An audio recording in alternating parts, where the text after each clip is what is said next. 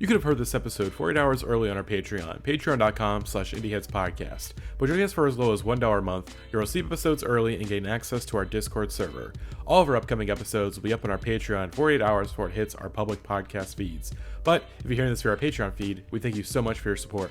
We especially want to thank our Real Ones patrons, including Becca NTN, Georgia Mikowski, Grant McSpooky, Old Man Withers, Jackson Christ, Alex Krichmanoff, Chris Perez, Timothy Holcomb, Barely March, Mark Barry, Josiah Duncan, Jenna LaFleur, Aaron Hillsamer, Darian Fisher, Cal50, Chris Wade, Jacqueline Kataga, Jake Wald, Alec Felder, Eraserhead Baby, Selectric, Rob Marino, Max, Dylan, Alex Bulovich, Waffle113, Noah Kurtz, Tony DeSerafino, Maze Farms, and Derek Pemberton. To become a real one, consider supporting us with a $5 a month donation or receive bonus episodes every month and get a shout out at the top of the pod. Anyways though, enjoy the episode. Alright everybody, Gavin, we are currently on Zoom and Gavin has their webcam covered up. I don't know why. Gavin, what's going on? This is the end. It's sad to think about, but this is the end. I've made a big decision, and the decision is it's time to grow up. Oh no! No! It's time to grow up, and it's time to get serious. So, ladies and gentlemen, serious Gavin is here, and I'm gonna unveil what that looks like to you. No! No! Serious Gavin is here, and he's not messing around. Finest cuisine. Oh God! For those at home, Gavin is eating sushi. He's wearing a blue suit with a bow tie, and he's drinking toilet water from a wine glass.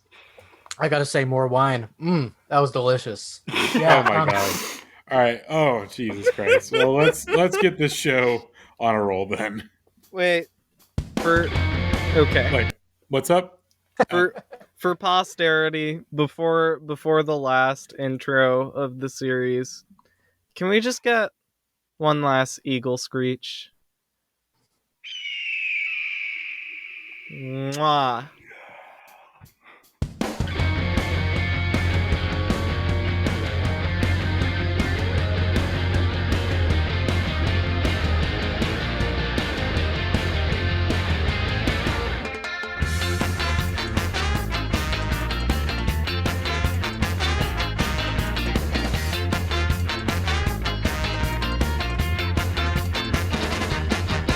Hello, everybody, and welcome to, I guess, the final episode of the 90s Rock Number Ones. I am one of your three co-hosts, Matty, at Movie and Prince on Twitter. As always, I am joined by Gavin and Alex. Alex, who is soy-facing into the camera right now. So just by that fact alone, we are not hanging in there this week. We are down bad horribly this week. But for real, how are we? Dad got this flag? Dad got this. We can't. We're not there yet. We're not there yet. We're already there. We've been there. We've been there. We've been there. Gavin has listened to the new Limp Bizkit song more than 100 times. More than 120 times at this point. It's great. We'll get there. I'm very sad to be ending this. Come to the stream whenever that happens. October 8th. Please, desperately. It's going to be great. It's going to be fun. If you've cared about any of these episodes, you'll love it. Yeah. I'm sad that this is ending for real this time. Mm-hmm.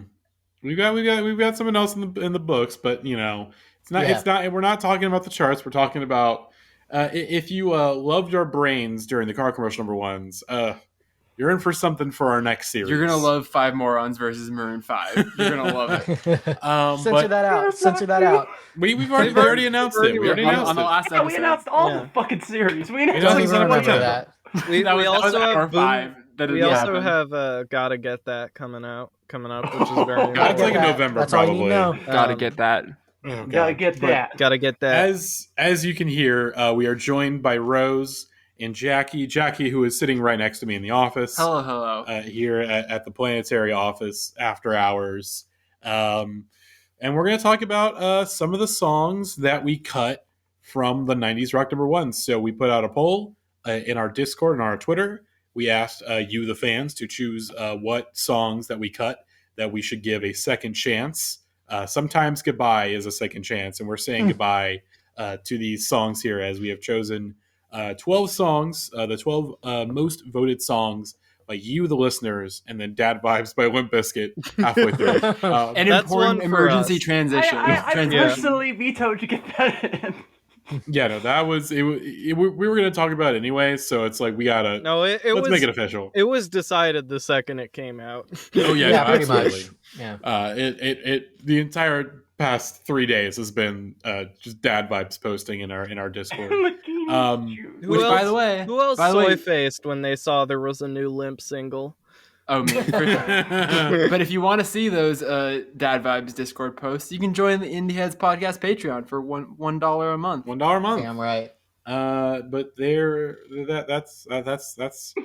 Oh boy. Okay, so we have 12 songs to go through, and these are all songs that did hit number one, but we did end up cutting them from the series.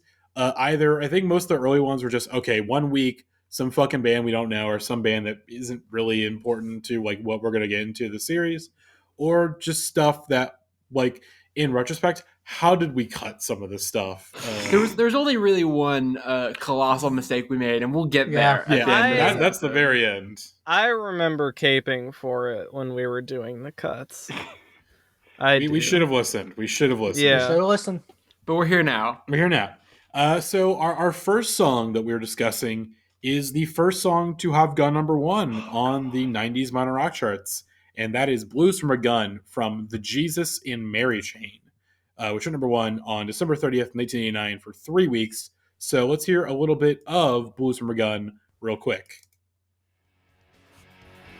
Rose had a really fucked up idea that they revealed before we started recording, that we should have just played the entire song so you get the experience of this song. That was my idea. Jackie's idea. The listeners need to understand. They're listening to this song right now. They're hearing a snippet of it. Maybe they've never heard it before, and they're like, "Oh, this sounds okay. This is a pretty nice song." What you need to understand about this song is that it's the longest song that has ever been recorded in the history of music. Like 3 hours. It lasts for 4 minutes, and every single time, without fail, I put it on, and then I check the time, like, surely it's halfway done, maybe almost done, and you're like 45 seconds into it. It just, drags and drags and never ends. You have to choose to stop listening to it, or else you're trapped there forever. Every single time. Seriously. It does not leave this gear, and it goes on forever. Nothing changes than what you hear now. So simply put, Blues from a Gun is, the length of it is an average episode of the Indie Heads Podcast 90s Rock number ones. Pretty much, yes. More specifically, the A.J. Moser episode. Or the A.J. Moser episode. Someone called this song a temporal prison, and I don't think anything could be more true. I've been thinking about that all day. It really, like, every element of this song is nice, and it just comes together to form the longest song ever created. I think some of it is just my whole general thing with Jesus and Mary Chain, which is that it's not bad, and I understand listening to it like, oh, I see how this was probably like game changing, and why, and how this opened the door for lots of bands I like that are shoegazy or use distortion pedals or whatever. But like, it must just be some like you had to be there thing, because I mean, and there's the earlier stuff like Psycho Candy and the 87 record that I forget the name of, but those two are good. I like those albums, but like this just fucking, the blues riff is just not working for me at all. Yeah, this style of dream, like this early dream pop, I mean, I haven't listened to like a ton of it, mind you, but from what I've heard from like this and like Cockatoo Twins, it's like, it's not just decidedly not for me. Even Cocktail Twins is very different than this, I will say. But you know what I'm talking, like that kind of scene of that kind of dream pop. That's just like, I can barely understand what the fuck they're saying. It's like all these like here's like, I love a lot, like fucking Dean Blunt is my favorite artist, like who's very inspired by this stuff. But I think Dean learned that you can make the song short and you can actually make the lyrics and things intelligible and add other interesting influences. This is the longest song ever. It's weird that we cut the first song to have gone number one, but like it's it's not as it just for what we are going for with the series.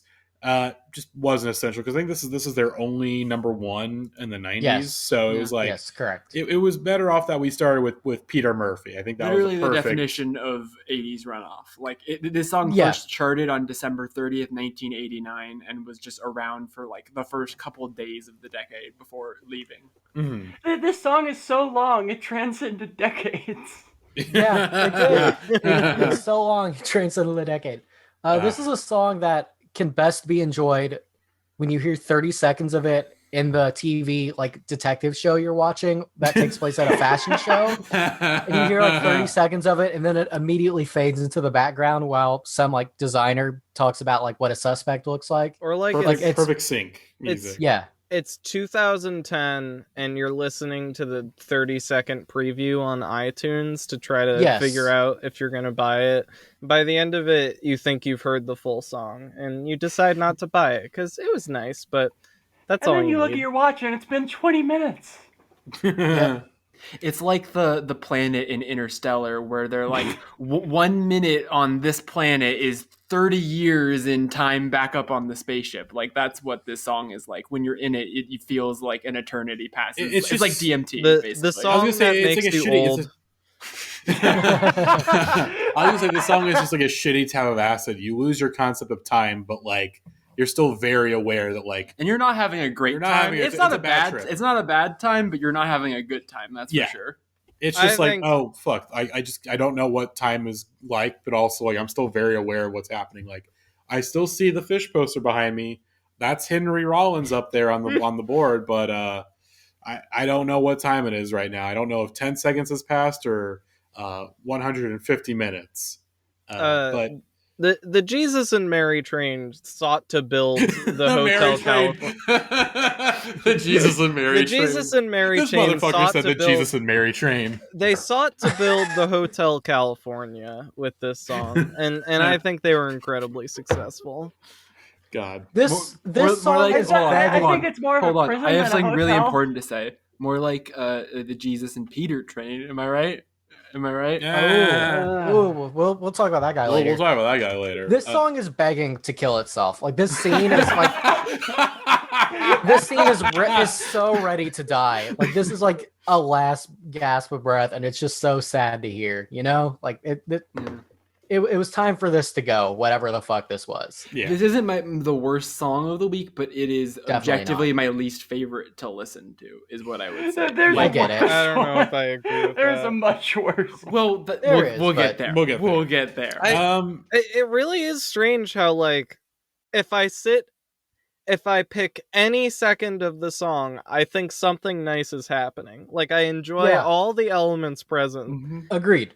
And it's just so much worse than the sum of its parts. It just doesn't know where to stop. It's genuinely impressive in that way. Like it's hard to write a song this inoffensive while also being this like taxing to listen to. Like I should like this by all means. I should too. Yeah. Well, simply put, college radio kids and alternative radio station programmers, they had no swag yet. It took them 10 years when they finally put 7 years when they finally put Sugar Ray Fly at the top of the charts. They had no swag until then. There's a circle of hell where they just play Blues from a Gun over and over and over again. God. All right. You never know how long it's been. God. Well, speaking of blue, our next song that we cut is Blue Sky Mine Blue from Midnight Oil, which was number one on April 7th, 1990 for 1 week. So let's hear a little bit of Blue Sky Mine from Midnight Oil real quick. We should talk about Eurodance. God. This song doesn't exist. I'm sorry, y'all. This is much less annoying than a lot of the songs that we listen to. Got a Weird Al on the backing vocals. Really? It's true. No. It's true. It does sound exactly like Weird Al on the background. But like vocals. this song, more than any other song in this playlist, I forget what it sounds like the moment I stop listening to it. Like right now, it feels like I'm listening to it. I might as well be listening to it for the first time. I have absolutely no thoughts to share. It's what is he doing with his voice? That's just how he sounds. It's just Australia. Okay? I feel like Leave me this alone. should be funny. Got my I should be sushi all over the laughing floor. at this. He's a wild and crazy Hang guy. on. I should be posting this guy in soy facing. We had so many bald motherfuckers in this episode. I know. And by so many, I mean like Yeah, 3, maybe 4. Well, it's wild how Mr. Live was in all of these bands. Honestly, this is just like a perfectly fine song. Understand why we cut. Although I knew like Midnight Oil was a very important band in the college radio scene, so it is kind of a slight shame that we cut, all of their tracks. I think they only had 2 on this. They were an 80s run. Like It their was biggest 80s hit runoff. was We in just the sort of 80s. we had to decide what is the Fine. more entertaining 80s runoff. And Midnight Oil was just like, here's like a really big band in Australia that's like that critics really like. There's no much jokes. The guy's bald. He sounds really weird. The song is catchy and pretty good. Wait, but- whoa. Bald guy, 90s number one. That sounds like somebody we know. Well, I was gonna. Rose is right. Half of I these just- bands are just R.E.M. I do just No, want I to was interrupt. gonna say live. God. We have something important to interrupt right now. Yeah, we have a Barely March sent a text message to the group chat with the preview being a wine glass and a heart that says more wine. So let's see what the fuck this is. More wine. Okay, We'll get there. man! We'll get there. We'll get there. Any other thoughts? Cheers to that, brother. I feel like this one is a pretty I understandable like one. this We cut. song. I like it this too. song. I like it too. I think this is one of the better songs this week. It's in my middle to bottom it's in my I feel nothing section. I have no complaints about it. I also have no nice things to say, really. It just doesn't stop moving. I think it might shift around too much to be like a true earworm, but it's good. What's there is good. Shouts out Midnight Oil. Yeah, this I do want to say I did do research on this song briefly to what it was about. It's about like Australian like labor conditions. I forgot all of that the second our interlude song came out, and it ruined my brain. But yeah, it's good. It's a good song about something important, which is cool, I guess. No, again, Midnight Oil are a cool band. From what I know, again, great One Hit Wonderland episode on them, where you can learn more about. Take a drink, Tom. Take a Shadows drink. mentioned. Take a drink. Beers, Take a more drink. wine. More wine. But if we had any extra thoughts, I think we're pretty okay to move on. We just want to make sure, hey, like with the fans, we listen to you, we love you, we want to make sure we talked about it. Didn't have much to say. But Your voice is heard. But Stay in also line. we're going If to you're talk at the more polls about right now, Stay in stay in line. line. Stay in line. at Stay the in Indian line. polls. There is more wine on the way. But also, we're going to talk about Fred Durst more than any of the songs you actually paid us to pick.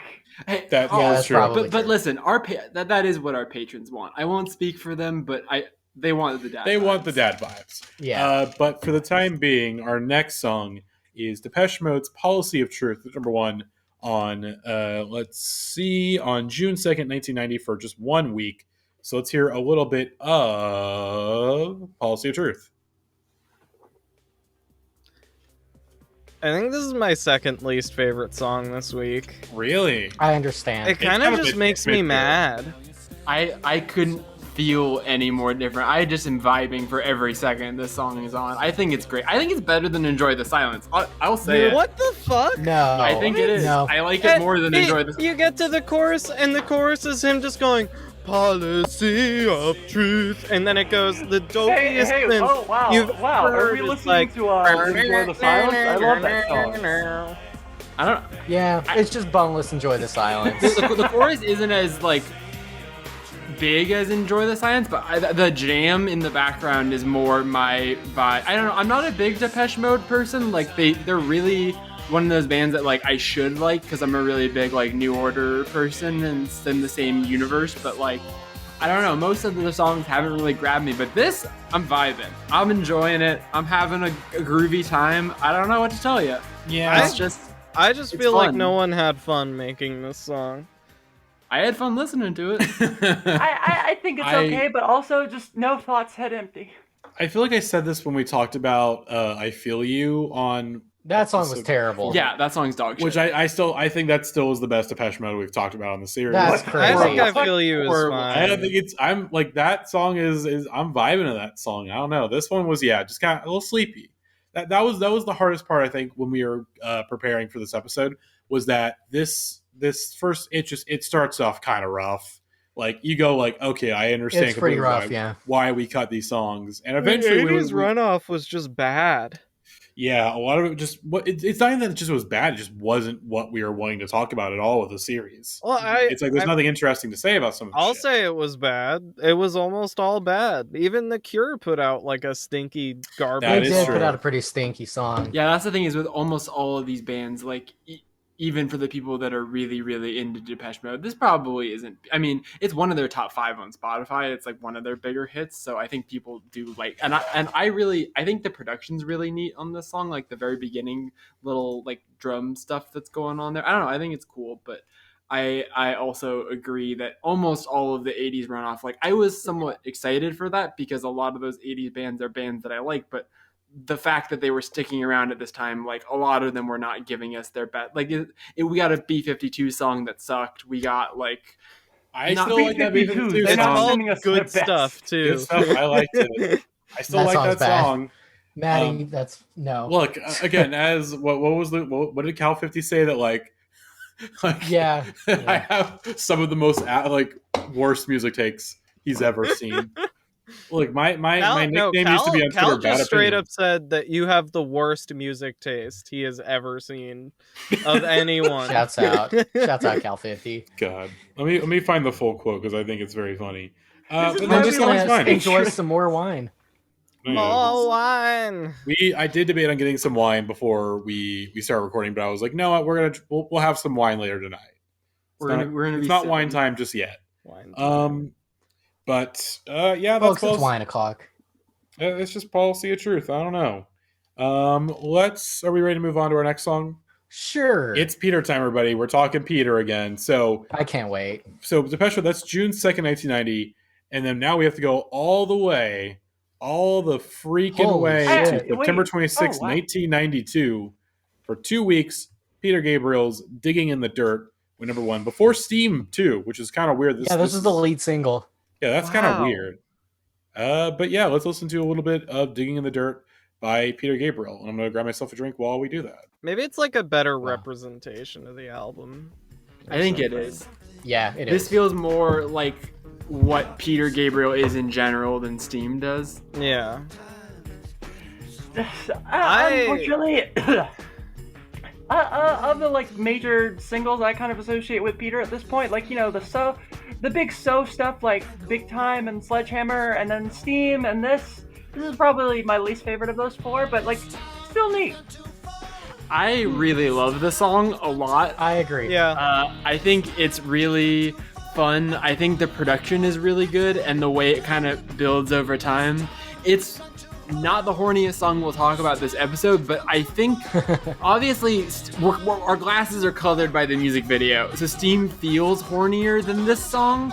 So like I understand why that's going to be people, but I would like to note that this song starts with the lyric, "Something in me dark and sticky." He's just talking about poop. That's not. Look, it could be poop, but I mean, it's time for. Well, no, it's time for sincere mode. Yeah, this is a very sincere song about his marital troubles. Yeah, going to therapy. This whole album is about Peter going to therapy. I actually think when he says "something in me dark and sticky," it's really similar to when Phil Elverum tells you have to look into the fire. They're the same song, honestly. Not exactly, but it's very much similar ideas. I think this is a great song. I like this more than Steam. He's bearing his soul. The lyrics are really good. I was put off at first. And the groove is funky. The groove is very funky. Great my question for you, Alex, then, if you can go back in time to March when we were putting together these playlists, would you advise us to pick this song over Steam? Well, I think we picked Steam because it was number 1 longer. That is true. I did push for us to pick "Digging in the Dirt" over Steam because I thought the name of the song was funnier. I didn't know what Steam was. I was like, we're just like, oh, Steam. We went number 1 for weeks. So we'll talk like it's Peter Gabriel. Like I just saw the phrase "digging in the dirt," and I just thought it was exciting. Yeah, I joked about growing up. I do want to say for real that this series, the most important thing aside from getting closer to my friends Alex and Matty, has been falling in love with the music of Peter Gabriel. I truly have listened to so much Peter Gabriel, and it's all so fucking good. I do love this man. This song is no exception. This man is going through it, and he's just telling you that he is trying to change and dig through the dirt to get to the nice Peter that lives within his soul. And I love this song. This is a great song. This is in my top 3 this week. I think we should mention. I saw Jackie just look up Phil Collins on Spotify. I'm very worried. I was just gonna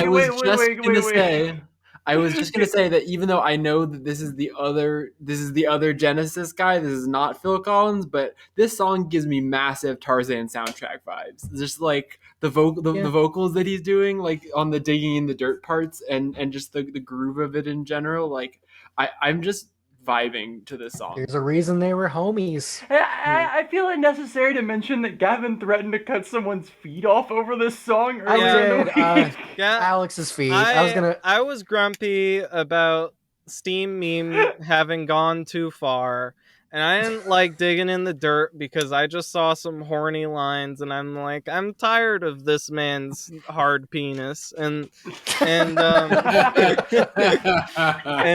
so I was all grumpy about digging in the dirt, and I didn't like the beat. I still don't particularly love the beat, but I think it's a beautiful song. Anyway, I was complaining about it, and Gavin and I were having a little fight. Gavin threatened to cut my feet off. The music video for this song prominently features Peter's feet with bugs crawling on them. Which spoiler alert! Spoiler alert for a stream bit, but I will be making a Wiki Feet Men page for Peter Gabriel live on the stream. And I had to set up a new Gmail because I didn't want to get emails from Wiki Feet Men. So if you have photos of Peter Gabriel's feet, go ahead and email at petergabrielfeet@gmail.com. That's me. I'll post those pictures on the Peter Gabriel Wiki Feet Men page that I create. This is like the Lenny Kravitz glasses email. Pretty much, yeah. Just petergabrielfeet@gmail.com. I'll post those on the page that I create. I already got one from CanCon155. Thank you very much. All of that to say, ignoring memes aside, I love the music of Peter Gabriel now. I've listened to his first 6 solo albums. They're all so fucking good. I like, he's in my top 5 most listened to artists this year. And I'm so thankful for this series for giving me the gift of Peter. Thank you. I'm interested to see if you'll go back and listen to the Peter Genesis stuff, because you are. I have. It's good. Okay, there you go. All right. Yeah. Glad you enjoy yourself. Yeah, Peter, come hang out with me in Oklahoma. Come to Toby Bars. I love this bar and grill. And yeah, Toby Keith's I love this bar and grill. Me and Peter Gabriel. Podcast to meet Peter Gabriel at Toby Keith's I love this bar and grill. Mm-hmm. Oh God. Well, are we ready to move on to our next song? I think so. Yeah. Shouts out, Peter. Shouts out to Peter. Our next song is 10,000 Maniacs. These Are Days. Number 1 on November 21st. Why is it called These Are Days? What? They just left I don't know. Out. It's some days, you know. I will say of the songs we cut, this one is probably next to our final song. Is probably the most egregious one to me because I remember this song very much. Like this. Or disagree. Not say this song is like the best song this week. No, but I still disagree with that. We cut. Well, we'll talk about the eggs later. Let's just do a little bit of These Are Days. So this begins a section of the playlist I just keep calling the R.E.M. section because all these songs are either by or sound like R.E.M. And this one's fucking rough. Yeah, this fall on ABC Family. Gavin is going to be mean about this song. And here's the thing, the song is good. Gavin kind of got me with that.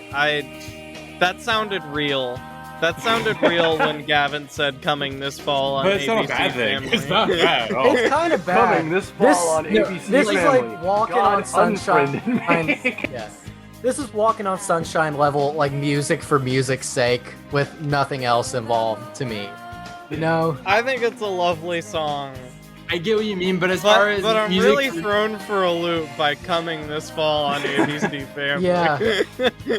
Coming this fall on ABC Family. Oh god, I totally get what you mean about it, like feeling like nothing or feeling like just like mall music or ABC Family music. But here's the thing: if this was the music they played in commercials all the time, I wouldn't hate commercials. Like this is just makes me happy for literally every second that it's on. Okay, Like, okay. We need to picture yourself. Picture Rose. I need to set the stage real quick. I need complete quiet real quick.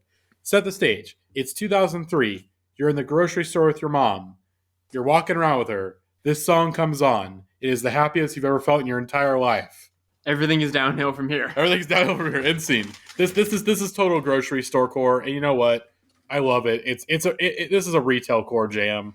Sure. I dig it. I still think there's better songs you can hear in a grocery store. I would not disagree with that, but I think it was a pretty good grocery store. You hear Michelle Branch, Everything You Wanted in the grocery store, I'll whip a nay-nay in the aisles, motherfucker. But, there's nothing wrong with this song. This is a well-performed song. It's just, I hear nothing other than ABC Family when I listen to this.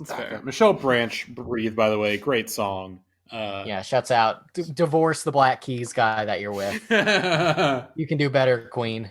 I really love the jangly guitars on this in general. It just gives me obviously it's not like the best version of this. Like I think the Sundays song that we talked about early in the series is better than this. I think that the best belly songs like Seal My Fate and The Bees are better than this. However, this is my bag. Sorry. This is my bag of just coffee shop indie white girl bullshit. Like I love it so much. I don't care. It's neat. I honestly think this has more in common with Goo Goo Dolls than That's a good take. Here's Where the Story Ends. I get that, yeah. It's very Goo Goo Dollsian, although obviously it came first, really.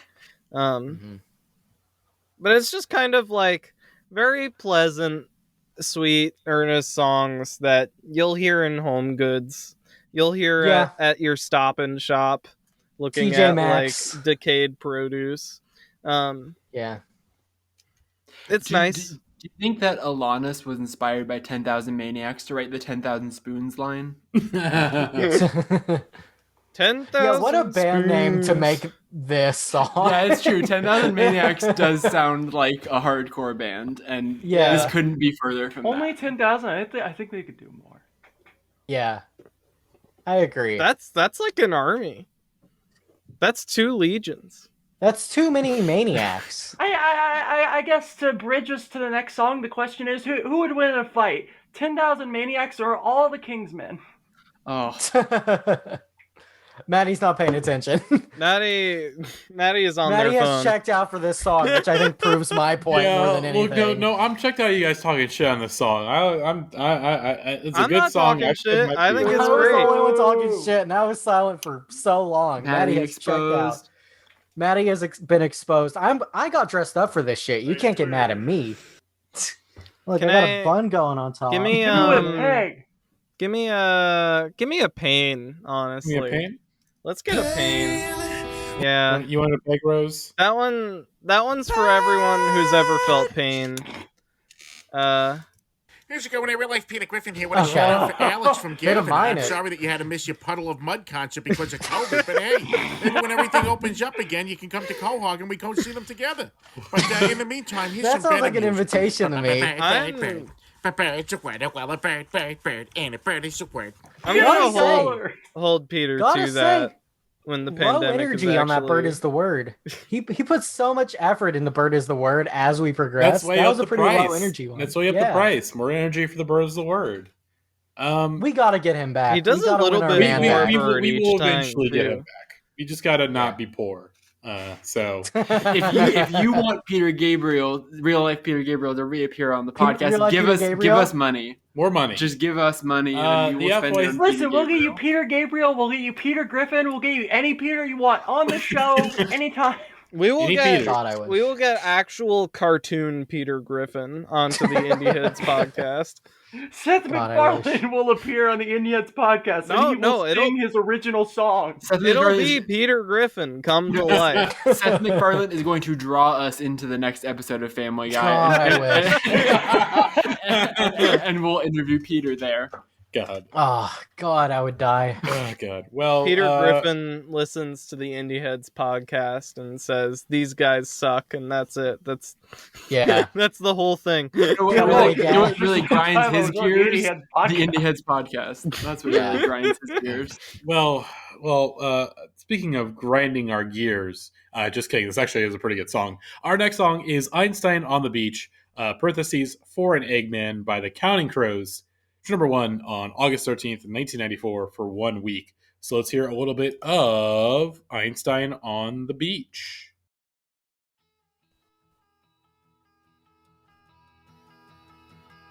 This song is beautiful. I don't remember a single second of it except for when he says Eggman. But every time I hear it, it just fills me with such warm vibes. This is the I was listening to this beginning on the way home from picking up dinner earlier today. I was absolutely cruising, just having an immense vibe out. This is just really lovely. This is the beginning of the section of the podcast called Jackie Becomes the Villain of the Podcast. I don't like this song at all. I think it's kind of bad. You're wrong. I don't know why. For Eggman. When he says Eggman, that's great. Love that part. Love him saying the word Eggman. The rest of this song, his voice, the guitars, none of it works for me. I don't know.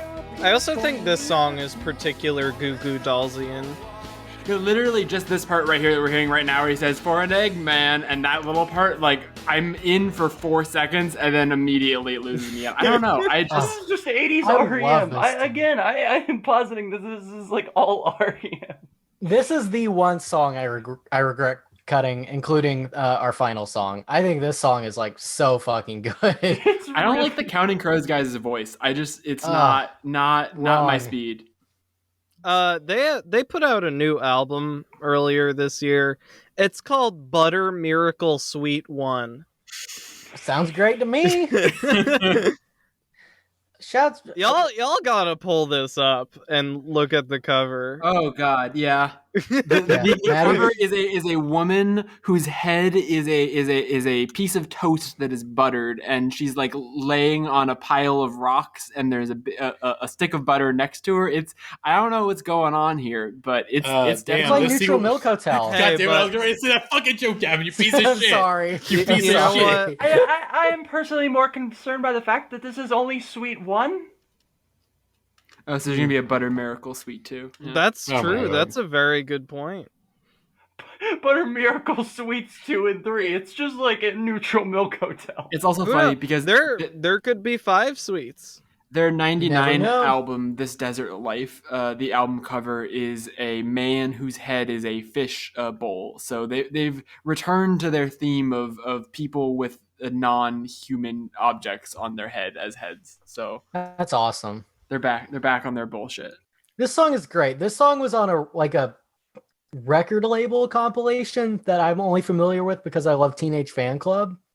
I don't know how this went number 1. Yeah, I was reading about it, and basically, like, the Counting Crows guy didn't put it out because he didn't think it was gonna work as a single, and so this was like recorded in their initial round of recordings, and then it sat around for a while, and then eventually a label heard it and was like, hey, you should put this song out, it's good. And he's like, I don't know, and then they put it out and it did well, but then they started pushing other singles, so it didn't stick around the way that other Counting Crows songs have. But the Counting Crows guy says he likes it more now, and that he thinks it's a nice song or whatever. And yeah, I don't know. I've joked about being a villain on this episode. I had no like preconceived notions going into this episode and thought, I'll have not much to say about most of these, but I don't know. I didn't vibe with it. This is my first real experience with Counting Crows, and I don't think this is. You didn't watch Shrek 2? Well, I'm sure I've heard the song in Shrek 2, but like I've never chosen to listen to a Counting Crows song. So I don't know. Well, if you listen to my Should Have Been Number Ones playlist, you would have heard the song Angels of the Silences, which I think is a little better than this one. I did, but don't remember it. Good. Wrong. That song rocks. This song is great. This is my Peter Gabriel and this song make up my top 3 this week, along with another song that we will get to and talk for probably an hour about. Yes, line by line analysis. I think this song is just so pleasant and nice. I guess I feel this. I guess I just hate women and feel that way about this song and don't feel that way about the 10,000 Maniacs song. I guess I just hate men, you know? Yeah, it's okay. We can hate each other. Let's handshake across the screen. I hate all genders. God. Well, let's. That's epic. That's like Gen X comedian immediately after being racist. kind of way. I hate all races, guys. Yeah. White people, brown people, purple people. I hate them all. Listen, we're talking about Gen X. You gotta emulate the lifestyle. Oh, we're gonna get into Gen X mindset in a second. Oh, Jesus, don't remind me. I'm taking my jacket off. That's right. I'm wearing a tank top and bow tie now. Is that a mesh tank top? No, just a normal tank top. Okay. Yeah, you can see my nipples through it. Maybe, I don't know. Oh God. Well, our next song is R.E.M's "Bang and Blame," which is number Christ. 1 on December 17th, 1984, for 3 weeks. So let's hear a little bit of "Bang and Blame." This would be better if it was called "Fucking Suck." I agree. We're all on the same page there. Yeah, I really like this song. I have no interest in talking about it.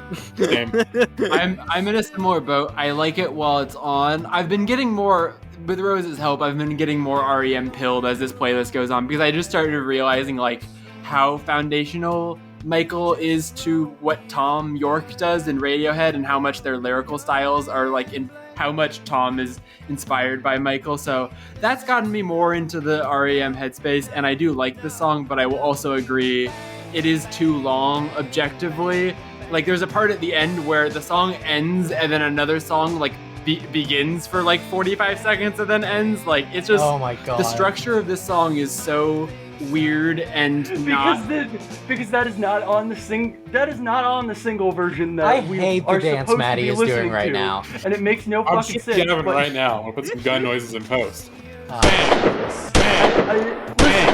just gonna filibuster now before Gavin is allowed to talk shit, because I know he is.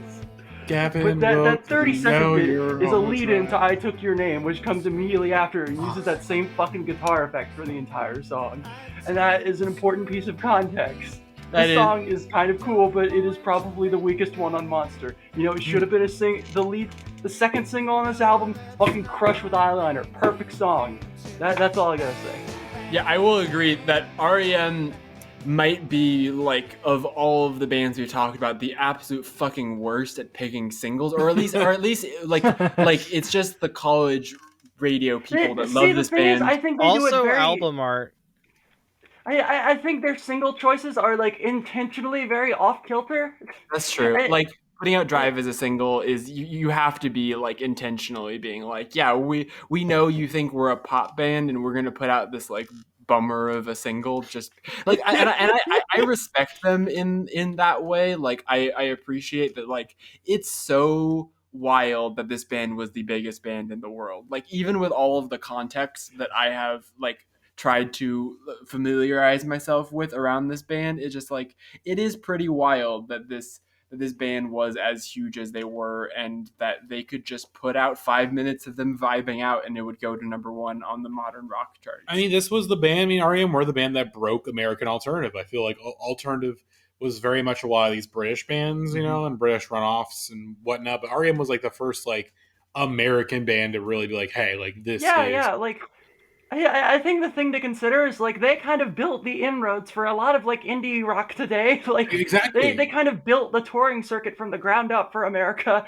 Yeah, throughout the 80s, and eventually like they just became this critical mass that like had to go somewhere, and they happened to make a perfect song to siphon that kind of popularity through with "Losing My Religion."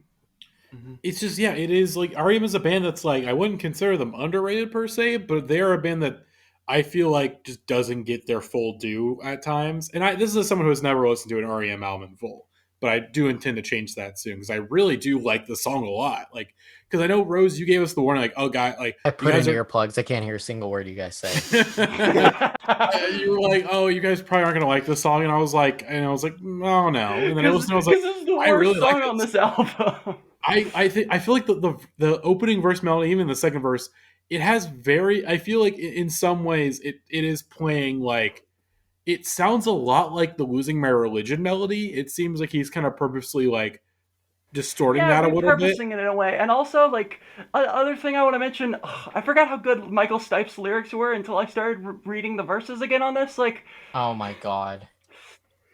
This song sucks. This song is like 8 minutes long and it's so boring and repetitive. This song sucks. Rose called this song indefensible earlier this week.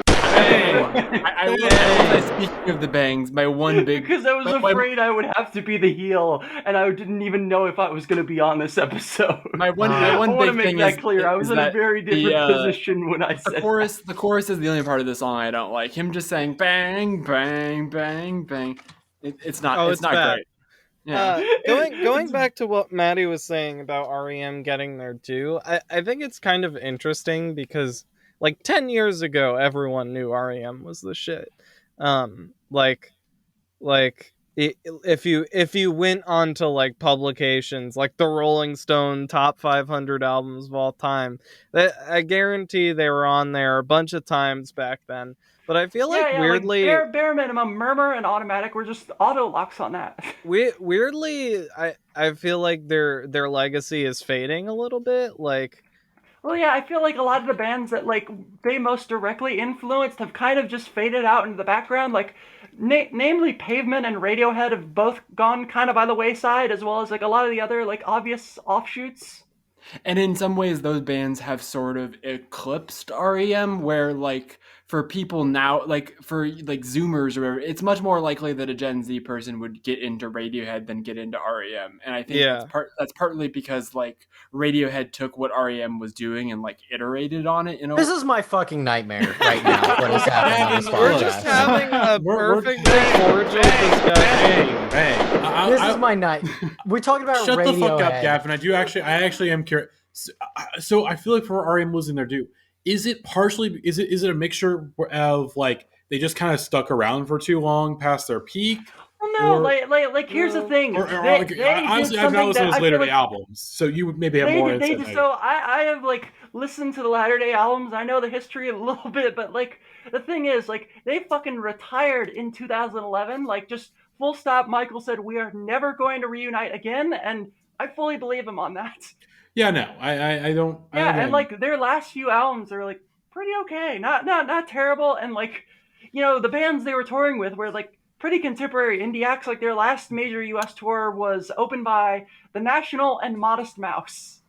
I think here's the thing: like most people who loved R.E.M. back in the day, like they probably just don't even know those albums exist, or at least like barely understand that they do. Like, yeah. I don't think they really had. They didn't like sully the legacy or anything. Yeah, no, I don't think they've sullied the legacy. It's just sort of there's like only one album of theirs that I think in that late era is a complete turd, and 90% of people didn't hear it. It's just kind of weird. It's weird. I think it's kind of like a hip hop thing where like if you play like a modern hip hop fan Nas, they might say like, yo, this is dog shit. Like why like because it's been iterated on so many times that like people who are coming to it cold get Gavin's face. People that are coming He's to doing cold. The come and see face again. Guys, Gavin's doing the come and see face. It's not that bad. Okay, Gavin, for your sake, we'll put him out of it. Nobody even commented. I went and put on my second Asher Roth t-shirt that I have purchased. We're gonna get to it in a minute. Gavin, look, let's end the discussion here. R.E.M. I think Bang is a good song, but also I understand. Good band. Not the best. I can't believe we're ending the discussion early. All R.E.M. playlists, just so we can do this without Gavin.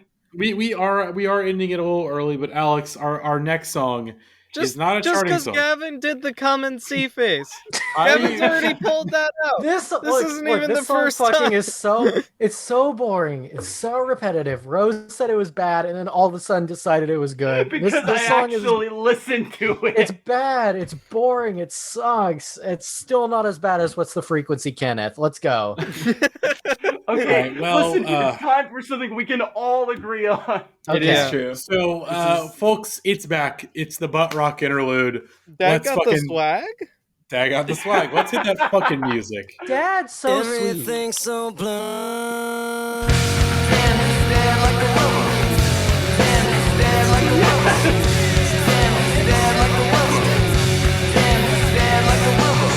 Everyone's so fake. I would like to introduce this as a new segment called the Butt Rock Check-In, actually. All right, there we go. The butt rock check-in. I like that. I like that. We have to bring that back. We could slide it into other series. Yeah, we can. Yeah. So the butt rock check-in. So, of course, if you've been in the Discord, you already know this. But if you have not been, Limp Bizkit put out a new song called Dad Vibes. Right. They premiered it at Lollapalooza this year, but it has gotten an official release now. And we're going to listen to the whole damn thing. So let's listen to Dad Vibes by Limp Bizkit real quick. Oh, this is The such a whole delight. thing? Whole thing. It's 2 minutes long. You might as well. This is like listen 123 for me. Check out your dad with the swag on the floor. Mama gon' brag when I walk in the door. You ain't never seen a gorilla. Wes is actually going kind of crazy here. Yeah. It's subtle. Yeah, the thing in the background is really sick. He's not although I pulling love- a nookie. If you but- watch the Lollapalooza video, at the end of the set, they just put this song on the speakers, and as soon as they put it on, Wes just walks off stage. He's like, "All right, yeah, I don't give a shit about this." Like, he's just so like over it. Wow. It's really funny, but I love this song so much. Indie Heads Dad got the podcast tag in the song of back. the year. La di da. Damn, this dad like a river. God damn. Ice to deliver. Drop so hard like a rock. Dad don't stop. So damn. I love how we're not saying. We're all just vibing. That's So much respect for what this song that's so is. sweet. That is nickname Candy. Been gone for a minute. Dad vibe bounce to the finish. I can get with that. Can't live with 'em. Can't live without him. New kid back on the block with a trip. Everyone's having so much fun. Come And get a Matty's sip. just sitting there like, I think "Come and Get a Sip" is such a classic Fred Durst line. Yeah, I said this in the chat. I want this song to play every time I walk into the bowling alley. Oh, it reminds me. I have to pull up something. Oh, no. Perfect. If you hate this, you're a fucking nerd. I'm sorry. Yeah. Like, Was you suck. This is a call-out post for Max in the Discord. Yeah. that like "Na Na Na" bridge? Was that just to like just like a quick little poop on car commercial music? Because they It's better than they everything. pull Yeah. it out of the blue, and then Fred's just like, "Now shut up." here we go again. Oh, boy. Yeah, this song's fucking awesome. There's so there's mad. one valid reason to dislike this song, and that's if you're a Wes head in Limp Bizkit and you think that his contribution is not enough. But if you hate this song for any other reason, you're a fucking nerd. Get over it. This song owns. The song is magic. Oh, like- It's so much fun. It's so we'll compare it to another song that we're talking about on this list. It is incredibly like self-aware and in on the joke in a way that just makes it so perfect because it's simultaneously like he knows how ridiculous it is and he's very much playing Yes. into the joke, but there's also just this whole other layer of just like this is beautiful. This is really like- yeah. aging I gracefully mean, defined. it is. It's so cool. It's just It is so a cool. Limp Bizkit song titled Imagine- Dad Vibes. How else am I Imagine supposed if to react to this? imagine if fucking Fred Durst was your dad and he's like, hey kids, I have a new song. Do you guys want to hear it? And he fucking puts this on, and the very first thing is, Mama gonna look when I walk in the door or whatever. I'd rather be the mom if you know what I'm saying. Boing boing boing boing boing. Oh, Dad, so sweet that his nickname Candy. Dad's so sweet that his every word in this is poetry. something that should be tattooed on a man's body. If you're listening to this, go listen to this song with your dad. High five him. Just Rose is soy facing and pointing. Alex is soy facing now. This song is magic. Me and Barely March and Josiah in the Discord, Matty soy face. It's just everyone is soy facing because they're just so amazed by what Fred can do. Boing Just get the sag in the That's back. so sweet. His nickname Boom. Candy. We've been talking a lot about the song in the Discord, and we've been talking a lot about how this is just like the ultimate dad anthem. And the song that really, the thing that really kicked this off was a post from Gavin in the Discord saying, "Imagine a group of swagged out white guys in their early 40s blasting the song as they walk into Home Depot." And that, of course, sent off a tidal wave of everyone in the podcast trying to identify the specific kind of dad that this song is for. And I'm now going to read for you a selection of, not all of them, this is like most of them, but it's some of my favorites. I need to hear this in a Home Depot now. The song is for the dads that unbuckle their belts after Thanksgiving dinner. The song is for the dads that pick up the bill at the end of the dinner and make their eyes look big in shock as if to say the price is ludicrous. This is for dads who say, "Let's rock and roll" when they're ready to leave a restaurant. This is for dads who call waiters boss. This is a song for dads who walk out of the bathroom and say, "You do not want to go in there." This is for the dads that know their son's video game system is a PlayStation, but they call it a Nintendo on purpose to make them mad. This is. I'm gonna go to the bathroom. I'll read a couple more of them. This is for dads who go into the barbershop and say, "Just a little off the top for the day." This is for dads who ask for the usual at businesses they've never been to before. This is for dads who take their first sip of beer and do a way over exaggerated sound. This is for the dads with max font size on their phone. The dads who pat their gut when mama brings out the casserole. Damn right. This one's for dads who served in the Navy but never saw combat. This is for dads who hear an Ariana Grande song on the radio and say, "Is this Britney Spears?" This is for dads who brag about how much faster they got to their destination more than the GPS said it would take. This is for dads who think they could do a better job than their high school football coach. This is for dads that say, "Ooh, that smarts" when they accidentally hammer their thumb. This is for dads that talk about how no one can play guitar today like Carlos Santana. This is for dads who bought a physical Playboy magazine in the 21st century. This is for dads who say, "What's shakin' bacon?" This is for dads who respond to waiters saying, "I'll be your server" with "We will be the eaters." This is for dads that warn you to check warn you about the check engine light. This is for dads that say "beautiful stroke" under their breath while watching golf. This is for dads who say "rub a little dirt on it" when their kid is hurt. And most importantly, this song is for the dads who still have a Billy Big Mouth Bass mounted on their wall. It's for the dads. Shout out to the dads. Shouts out to the dads. Worth noting this, by the way, Fred Durst has always been a dad as long as he's been famous. He had a kid in 1990. But it's nice to see that this is finally dad music. You know, I'm gonna miss dads, the dads who listen to REO Speedwagon whenever their time has come and they're 6 feet under. Fred had a child, and he wrote Nookie. He wrote Nookie. A father wrote Nookie. A father wrote Nookie. A father wrote Rollin'. A father wrote Break Stuff. It's beautiful. It's fucking amazing. Fred is one of our greatest minds. Like, that's not even a joke. Fred is one of our greatest minds. This is better than any other song that has come out this year. I'm sorry to the people who are listening to that and disagree. When did you're Nookie come wrong. out? Nookie came out like 97, 99. Fred's child was like 7 years old when he wrote Nookie. His child was going to school. That's amazing. Could you imagine if your dad wrote Break Stuff? And what if your dad wrote Nookie? I'd be so proud. What if your dad wrote I'd be so happy.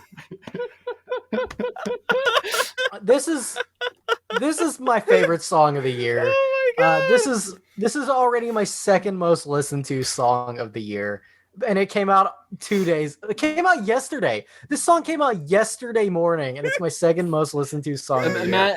Imagine, if you will, imagine you were Fred Durst's child. I don't know if he has like a home recording studio, but for this hypothetical, imagine that Fred has like a home recording studio, and you're Fred's son. You're like 8 years old. You have a friend over, and I believe he has 2 daughters, by the way. Okay, you're Fred's daughter. Actually, correction here. This song has actually unseated the Fountains of Wayne song "Sink to the Bottom" as my number one most listened to song of the year by 3 Scrabbles on Last FM. I'm happy for you, Gavin. You're the child of Fred Durst. You're having a sleepover. Maybe you've got some pizza rolls or something. And from lower in the house, all of a sudden you hear music blasting, and you hear the demo of Nookie just shaking the walls of the house. You hear the sound of Wes going in, rattling the foundation of your family home, and you're like, that's just my dad recording the song Nookie.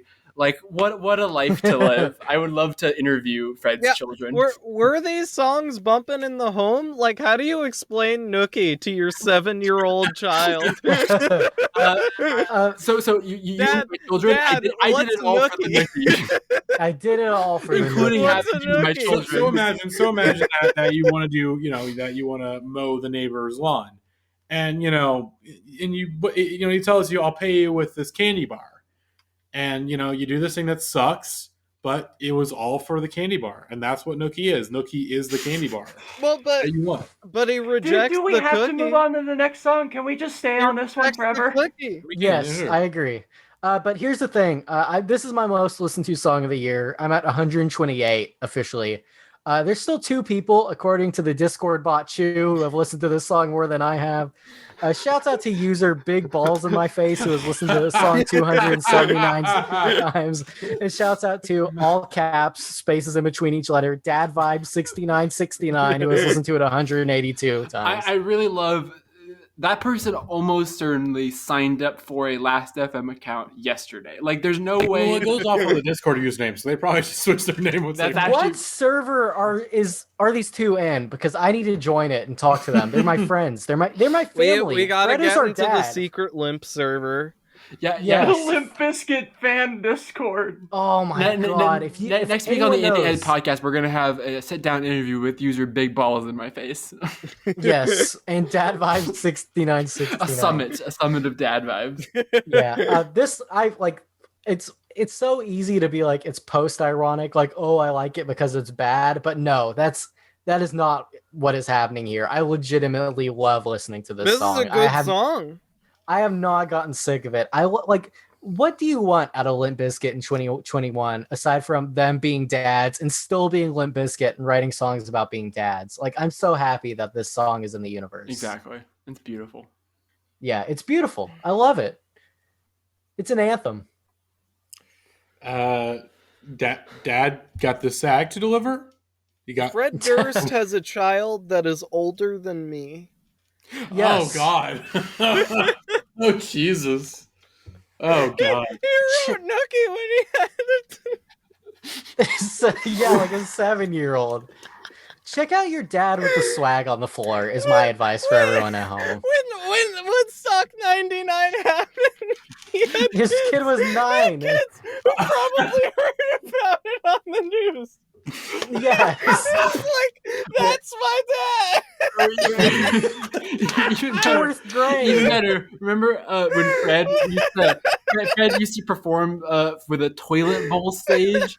That was probably when his daughters were like 5, 6. And imagine, like, all right, Daddy's got to go to work and stand on a 20-foot tall toilet bowl and sing rap songs. This is the greatest band of our time. Fred's daughter was 11 years old, perfectly able to understand what was happening when September 10th, 2001, he won the VMA for the music video for Rolling that was filmed atop the Twin Towers. And then the next morning, something happened. Oh my God. This changes everything. This does change everything.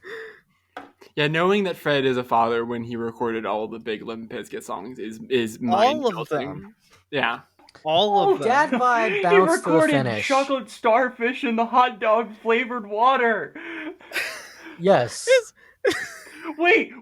He blew that came out the in like boat while he was a 2003, dad. right? Oh my God, he did blow up the boat. Yes, he did. God, Matty, that did you came get out what I in like posted in the Discord? 2003, right? What's going on? What's up, Gavin? Can you check our Discord chat real quick? Oh, first of all, yeah, okay, yeah. I was gonna ask when you were gonna. Yeah, first of all, shouts out to Grant who made a real life Peter Griffin fan cam set to this song. But Matty, Hit the Okay, that was the damn porno music. It's time. It's time.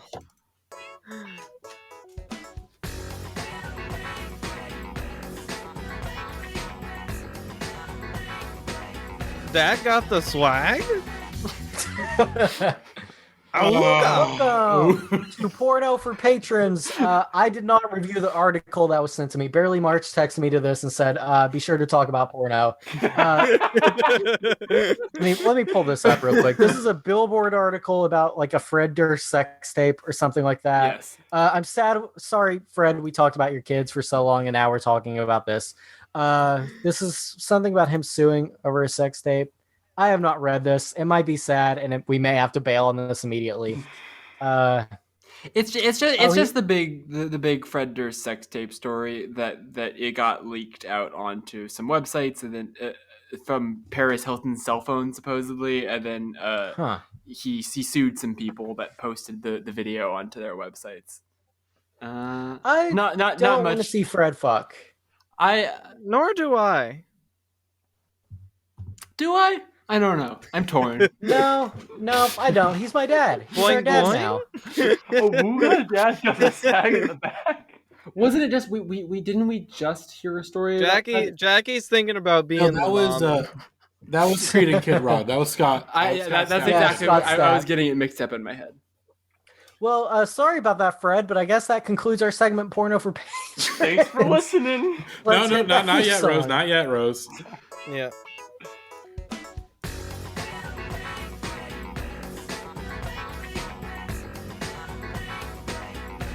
I think this is Barry's finest work for this series. Thanks for listening.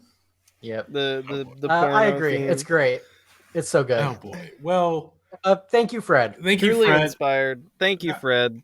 Oh fuck. That was the butt rock check-in. Thanks for being. We back. don't have to be done yet. Surely there's something else we could talk about. We gotta move on. I think there's a song we have to talk about next. I don't know. On the Lollapalooza performance, Fred said "Death to Plastic" or something like that. He That did. was cool. Shouts out to Canned Water. Yeah. Shouts out to Canned Water. How do you filibuster? I'm gonna whip out Westmoreland's Wikipedia page. All right. Does Wes have kids? Oh, there it is. Maddie, it's time. Okay, so I'm not done talking about West. All right, here's the Rollin' Air Raid Vehicle is a song by the American nu metal band Limp Bizkit from their album Chocolate Starfish and the Hot Dog Flavored Water. That's true. All facts. Oh, boy. It was released as the second and to third get back single into the charts, simultaneously, along our with My next Generation on September that we 5th. You from two, the I am series so sorry. is Soul Asylum's Misery, which was number one I'm going to on the bathroom. June 3rd in 1995 for 3 weeks. So let's hear a little bit of Misery by Soul Asylum real quick.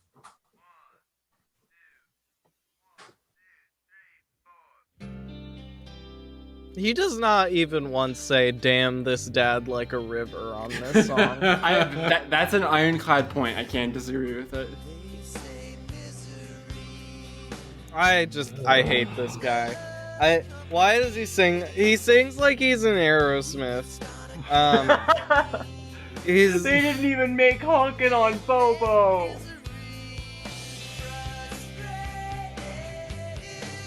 Jackie likes this, which is I do. I so genuinely do. It's really fucked. I know it's fucked up, but So I am vibing right now. How can you enjoy Listen. Did I MK Ultra myself with a Weird Al song? Perhaps. Did I brainwash myself into having a Pavlovian response to these guitar chords? I probably did, but now I like the song. So Yeah, Jackie, I adore Weird Al. I love his records so much, but just because I like fucking Weird Al handy does not mean I could turn around and say, "Oh man, this Iggy Azalea song's a bop." we won't get into that discourse again. Handy. Feel up to code. Gavin's prepared.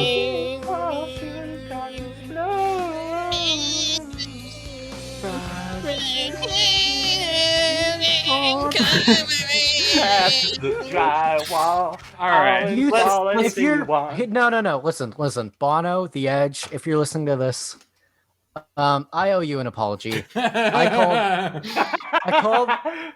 I called the song Discotheque by your band U2 the worst song to go number 1 in the 90s. Because it was. No, because Soul Asylum Misery is the worst song to go number 1 in the 90s. I gave my top 10 worst songs of all time last week. This should be on that list. This is a putrid, stinky pile of shit that I hate. This is one of the worst songs of all time. Yeah. Jackie has played herself to a level that no one could have predicted. Via a vehicle that we could have predicted, I guess. Weird Al. The Weird Al version of this song is good. Oh yeah, replay it. And it's just him objectively TV better shows. Yes, I agree with all points. Let me just real quickly give my spiel on this. Okay, is Gavin wearing got hair Oakley's? day right there. Yeah, no. I'm wearing sunglasses shaped like butterflies and a butterfly bandana. And Gavin went and put on Bono's glasses in honor of Bono. But I don't know. It's not just obviously I like the Weird Al song much more than the Soul Asylum version, which we're hearing right now. But Al is so much better at singing. He is. Correct. It's true. He's better at singing. The instrumental is tighter and cleaner produced and just sounds better. But I don't think I could love this Weird Al song as much as I do if it wasn't building on some kind of decently solid songwriting foundation. Now every word that the Soul Asylum guy wrote is either corny or actually kind of morally gross, and we will, I'm sure, get into what the hell this song means. But I disagree with this premise entirely. Now. And it's Weird Al's is helping me get to that state of vibing. But you saw me when Soul Asylum came on. I just can't have a negative. I didn't. I left the room. Oh, you missed it. But I was vibing, and I just that's wrong. I was told I hadn't listened to the playlist yet, and everyone was like, "Oh my God, is Misery the worst song we've ever talked about? Oh my God, this song is putrid." And I put it on, and I was just like, "Really? This one?" And over time, I have come to understand where the hate comes from. I understand all of the sticking points, but they just don't bother me as much. I don't know. I feel like the vocal melody on the hook is it's the same as so many other emo bands that I like, and even though it's not well executed, I just think it works. I don't know. It just works for me. I think it's not even one of the 5 or 6 best songs of this playlist, but it's definitely not the worst of the 90s. It's not even in my top 15 worst songs of the 90s. The fact that you would even think of it in those terms is so fucked up to me. I you agree. would think, 5 or 6 best songs? I mean, no. That just never would have even crossed my mind. This is so beneath the bottom. Yeah, this is the worst song on this playlist and the worst song of the 90s. The worst song of the 90s. I disagree I'm with the assessment that Weird Al could not polish. Weird Al has done so many non-direct parodies of just genres or bands that he easily could have come up with something this good or better. Fucking his Devo song could pass for a real Devo song. Yeah, Dare to Be Stupid is just as good as any actual Devo song. And he could have done Everything something You Know Is Wrong, which is on the same fucking album as this, is a perfect They Might Be Giants song. We all love Al. I'm just saying that he didn't fundamentally he replaced all the lyrics with nonsense, which does make the song so much better. Literally just listing the names of TV shows is better than what the lyrics to Misery are, which is a weird. I mean, we should talk about it a little, just because it is incredibly breakdown concentrated Gen X energy. It is so misguided, selling out culture, and all of its commentary on the music industry and sadness is so Gen X in a way that is completely alien to me, but also I think it but spits on even. Kurt Cobain's fresh grave. That is the suicide line is objectively the worst part of the song. But the chorus is a guy just saying, "Put me out of my misery." The chorus is frustrated incorporated. So, no, that's the build up to the chorus. Put Me Out of My Misery is the chorus. Frustrated Incorporated. Like, here's the thing. The verse is, oh my fucking god. How do I even talk? How do I talk about? Look, I'm taking all the bullshit off. No bullshit. No bullshit. This is the worst song. This is the worst. Like, I had my most serious moment talking about this song in our internal chat. Yeah. This is a profoundly dumb band capitalizing on the suicide of Kurt Cobain to make a message about like generational sadness. They didn't even think about it. They didn't even think it through. They didn't even try. The whole thing is just they tried to make a song about generational sadness and critiquing grunge or whatever, and they didn't think it through, or they came up with the shittiest, most half-assed metaphor that they put no thought into, and then in interviews they tried to jack themselves off by saying it's about generational sadness. Both of those are just as bad as the other. The whole lyrics are, hey, you know the phrase misery loves company? What if we made a company that made misery? And the song does not delve anything beneath that initial idea. And then it's supposed to be about like the record label, like promoting Kurt. Like, what? Who is this? Is this mad at the label? Is this mad at Kurt? Are you mad at Kurt for making sad music that the label promoted? Or are you mad at the label for trying to make Kurt sadder?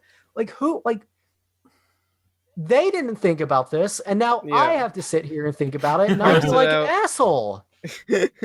I actually think that the opening 4 lines or 2 or whatever of this song are the worst lyrics we've ever talked about. I would agree. They say misery loves company.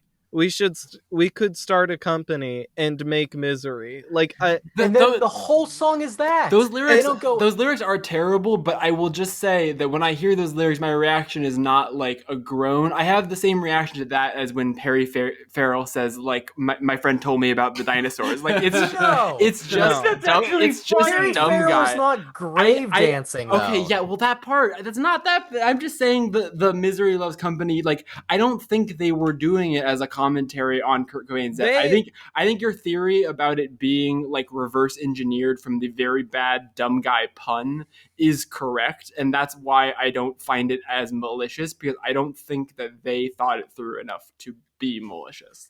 A 31-year-old man wrote those lines. We should state that everyone true. thought Soul Asylum were teenagers when he heard this song, because it was so half-cooked and stupid and made no sense. And then we found out this was their 7th album.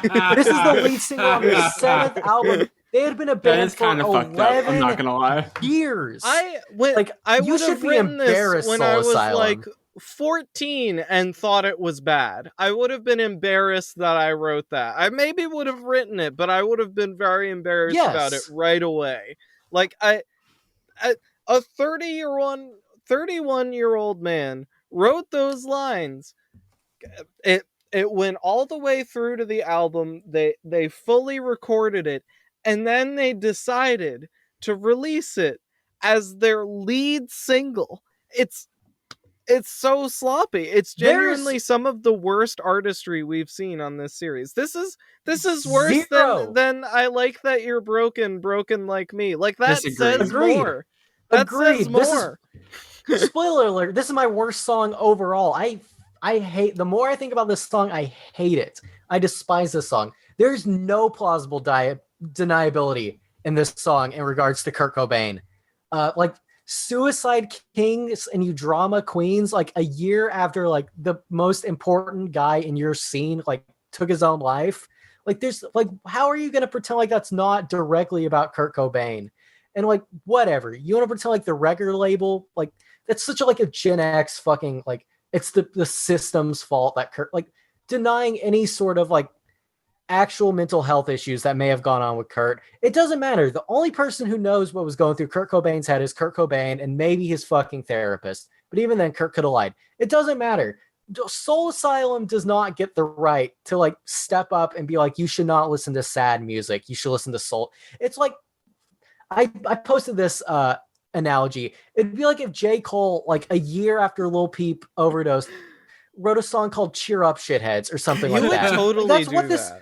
That's what this I song was making totally do jokes that. about this in the chat for hours. I kept saying this would make a great J. Cole song. I will say, although Gavin, you should not listen to Kids on Drugs. I will say that the album Kids on Drugs isn't that far from, hey, cheer up, kids, don't do drugs. Like, it really is patronizing in the way that you are hypothetically getting at, but don't listen to it. This song is either don't make sad art. This song is like cheer up, emo kid, or record labels stop selling sad. It's like blaming the Judas Priest kids for like murders or whatever. You know, it's like blaming. It's such Tipper Gore conservative bullshit. Like, it sucks. This song sucks. This song makes me mad. Totally right. When like this song wouldn't be that bad, but it's supposed to be a song of it's supposed to be a message song, so they forced us to think about their awful lyrics. There's another Gavin if Broken was supposed to be a message song, maybe we would hate it this much, but it's not. Definitely. It's a fake story some shithead made up. Like, this is not. This is about a real guy. There's another Gavin analogy from earlier I've been thinking about all evening. He said this was Coney 2012, the song. Yeah. Look, Soul Asylum's biggest hit is called Runaway Train. Did he also go out in the streets naked and jack off in front of people? Probably. This song is his version of jacking off in front of people. Like, it's just like, look, their song Runaway Train was about kids who ran away from home, and apparently the music video featured like real pictures of runaways, and like 20 out of 30 that they featured were found.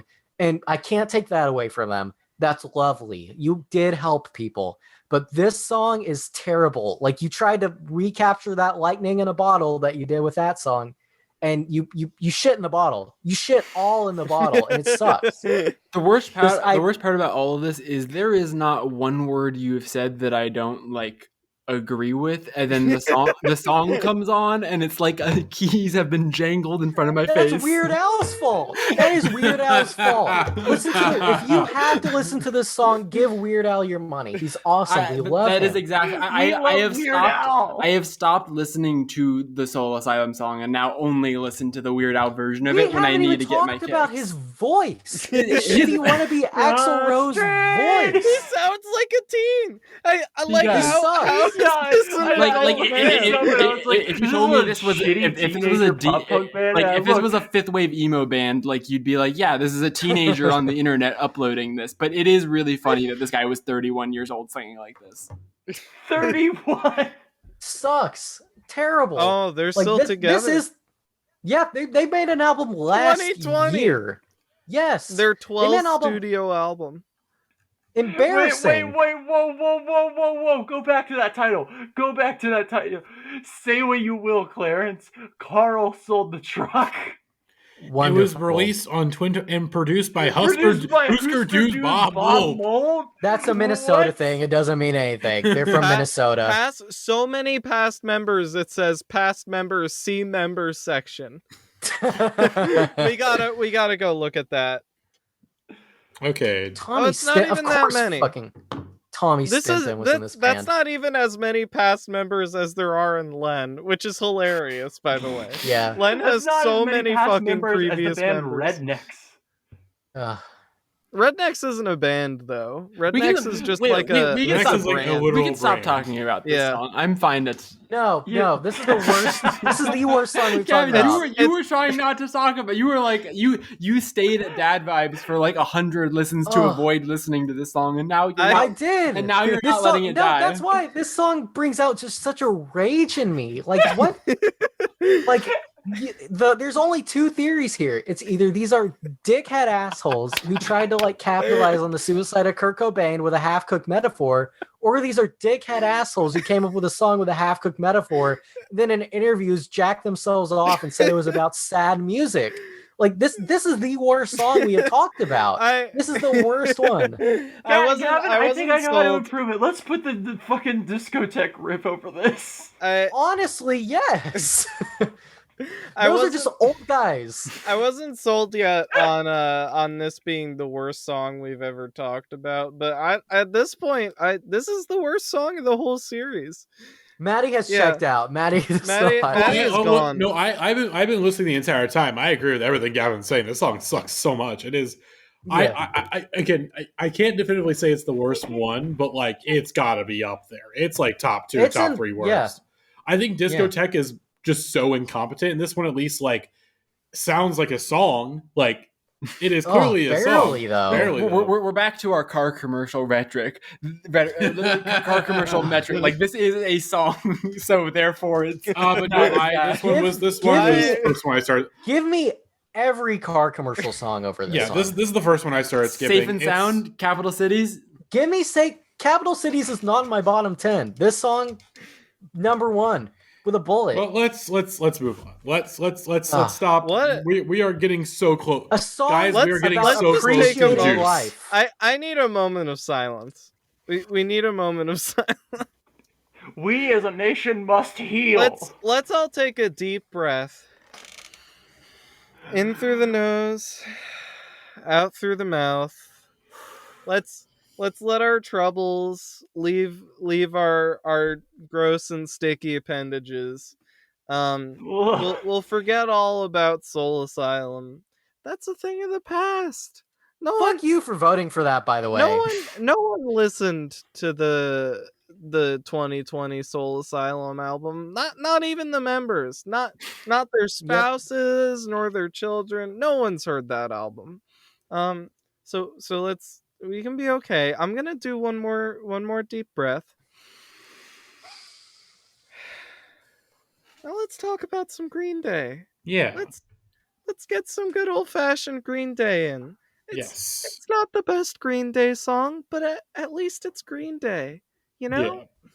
That is true. I agree. Well, let's hear it is J.A.R. or J.A.R. by Green Day.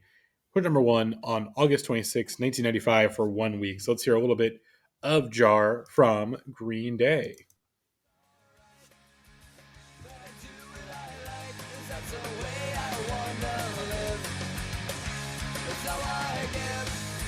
The thing I love most about this song is that Green Day made it. I would agree. Yeah. Dang, it's nice. This is a song directly about appreciating life, thinking about your place in life. The literal opposite about the last song. And even then, I don't really like it that much. It's just not that great. It's fine. It's okay. Billy Joe did okay. Can we move on? I mean, there's not much to say. I like this song. I have nothing to say. I didn't grow up on a lot of Green Day, so like most Green Day I haven't really like spent a lot of time with, and this feels very by the numbers to me as someone who's not like super like familiar with them. This just feels like if I was to tell someone like what a Green Day song sounds like and then have them record it, it would probably sound like this. Like it feels very like down the middle for them in a way that's like not good or bad. I think it's just like a replacement level Green Day song, but better than any of their like new stuff, obviously. But like, I don't know. It's not a like solid 21 song. Guns. I was gonna say this. Yeah. I was thinking more their like no Swedish trap producers. Of course, made this album, that album, but mother of all. This song is it's fine. I put it in my. It's nice. I put it in my I Feel Nothing tier, but that's only because like this kind of punk music is just not something that I really gravitate to in my own listening. So I'm just like when it's on, my head is very empty. I'm just like, yeah, this is nice. It is a fun tribute to a friend of theirs that passed away, and I think it's your standard fare Green Day from the '90s, but it's nice. I like it. It's got nothing wrong with Green Day from the 90s. I have just learned pure uncut rock. I have just learned that in 2011, Green Day put out a live album called Awesome as Fuck. Hell yeah! And what's better than that? Yeah. Wasn't there a band called Awesome as Fuck? I admire Billy Joe so much for like trying to be a 14-year-old for the rest of his life. Like it's genuinely admirable, and yeah. Shout out to him for that. He's got to get on Fortnite. We got to get Billy Joe to say epic poggers on a song. I would agree. Yeah. Yep, I didn't love this song, still don't, but I like the message of it. Thinking about a friend who was their age who passed away and was like, oh, did he do as much as I did? Like, where am I at in life? And then just like, let's just take it day by day. You know, that's nice. Yeah. Very impression that I get, sort of. But I guess the Green Day had to knock on wood, given their friend passed. It's fine. It's nice. Barely March was mad at us because he knew that we would all come to this conclusion on it, that it's fine but nice because it's Green Day. But sorry, Barry. It's fine. We love you, Barry. Thank you for one last interlude. Yes, the Dad Vibes interlude was great. But yeah, let's move on to the next one. The next song is Bush's Comedown, number 1 on September 23rd, 1995, for 2 weeks. Let's go to a bit of Comedown. This shit's boring. Probably my second or third least favorite song this week. Really? I was there, and it's grown on me a little. It's very similar to it's basically the butt rock version of Blues from a Gun. It just goes on way too long. It feels like it's 3 hours. It's got this song's chorus. It's different because it's got a good chorus. That is exactly true. If Blues from a Gun had even a single thing to hang on to that you could be like, yeah, this part's good, it would not be a temporal prison like it is. Yeah, Blues from a Gun is a song with the hook cut out of it, and the parts of this song that are not the hook feel as aimless as Blues from a Gun do, but the hook is so good that whenever it comes down, I forget all of the unsuccessful lead up to the hook, and I'm just like, okay, the hook's on now and it sounds good. If this song was the exact same length, but it was just the chorus, no one would have complained. This chorus is like a 10 out of 10. I can't remember any bit of the song, including the chorus. It just, my brain goes empty afterwards. From this club. Yeah, this chorus is such a fucking heater, but everything else is just, the bass is cool, I guess. I'll give it that. The bass is cool. It's a symptom of like, I'm like, at this point, I'm like in the playlist and I'm looking and I'm like, 2 songs away. We're almost there. Well, I understand that mentality, but I do think this is like one of the best choruses of the 90s. It's a shame that the rest of the song exists, I guess. No Glycerine. Glycerine is a overall much better song, but Glycerine doesn't have like an anthemic chorus like this one does. Yeah. Like Glycerine's a different kind of song. Are you kidding me? I can't remember a word from this chorus, but I can still remember. I don't want to come back down from this cloud. Well, Rose, that's because we've all watched Mr. Bean like 500 times. I have not seen it, but I can't wait to. Bleep that out. Bleep. Anyways, calm down. This song's fun. It's definitely like I get why I probably would have cut a different Bush, maybe like the Chemicals Between Us, or I wish we had gotten Machine Head. Serious to cut. It came down. That song gave us one of the most beautiful moments on this podcast, which was me, Matty, and Alex at the exact same time singing "The Chemicals Between Us." I have a tiny penis. I wouldn't trade that for anything. Yeah. We can't lose that. That's true. Yeah. Oh boy, that was beautiful. Yeah, this was the song to cut if we cut anything. Yeah. This was the song I was most surprised we cut, aside from Einstein. For Glycerine, that's surprising to me. I wish we had gotten to talk Machine Head instead. That song bangs. That song does fucking bang. Mm-hmm. Bush have a lot of bangers. Got a machine head. They're called Bush. Better than the rest. Green to red. Number one's in the head. Do we want to move on? Let's get the next one. Yeah, I see Down on the screen. What a great song. Oh, shouts out to 311's 3-inch tall rapper. Oh boy. Well, our next song though is Eels' Novocaine for the Soul, which went number 1 on October 12th, 1996 for 2 weeks. So let's hear a little bit of Novocaine for the Soul real quick. You know the way I've always been down. This is the weirdest song of the 90s, I would say. Not necessarily weird in a good way, mostly weird. I think I really like it, actually. I had a realization about the one infamous line. We'll get there. We'll get there in a second. We're going to get there in a minute. I don't hate any part of this song, but every part of it feels so weird. Yeah, like the intro feels so discordant with what the song is. In a way, it feels like intentional, but also I don't know. This song it just reminds me a lot of Sparkle Horse, and Good Morning Spider is one of my favorite albums of all time. So I just unfortunately like gonna say Scrubs theme song. Oh my god. Garden State. This is like this. Oh, well, This is the Scrubs theme song from some cursed alternate dimension. This is like upside down Scrubs theme song. This is if they made Scrubs about people who illegally steal kidneys instead of people who work in a hospital. I'm completely with Jackie. I don't know how I feel about this.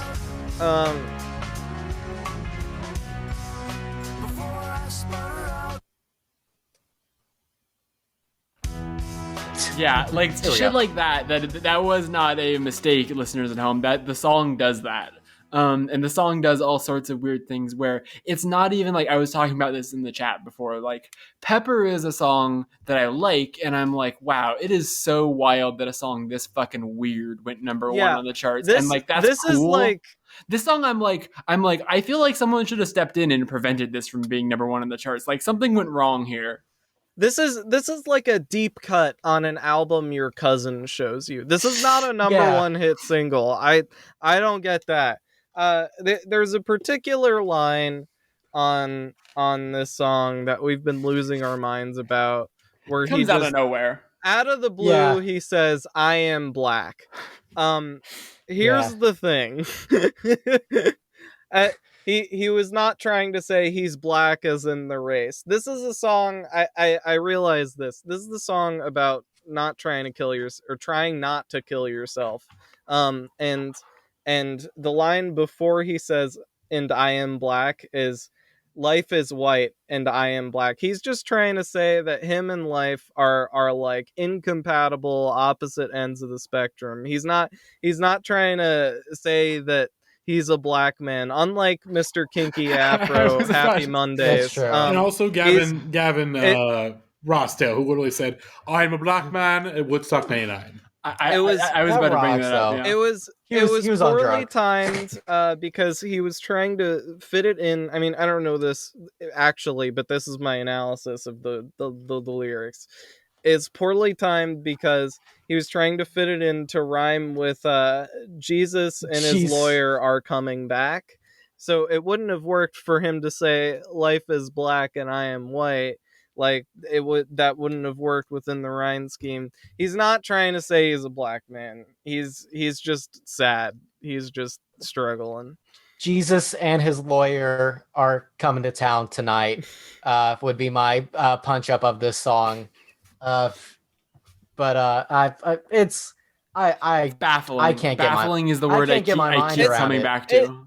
It's not bad, but I just can't. I don't think I'm allowed to have an opinion on whatever the fuck this is. I like the song. I consistently forget that it went number one. I'm gonna forget about this song that's on the playlist, and I'm like, hey, this fun song, or not fun, but you know, it just feels like a song I heard just because I was listening to bands that are like Sparkle Horse. Like I was trying to find more songs like Good Morning Spider, and I found this.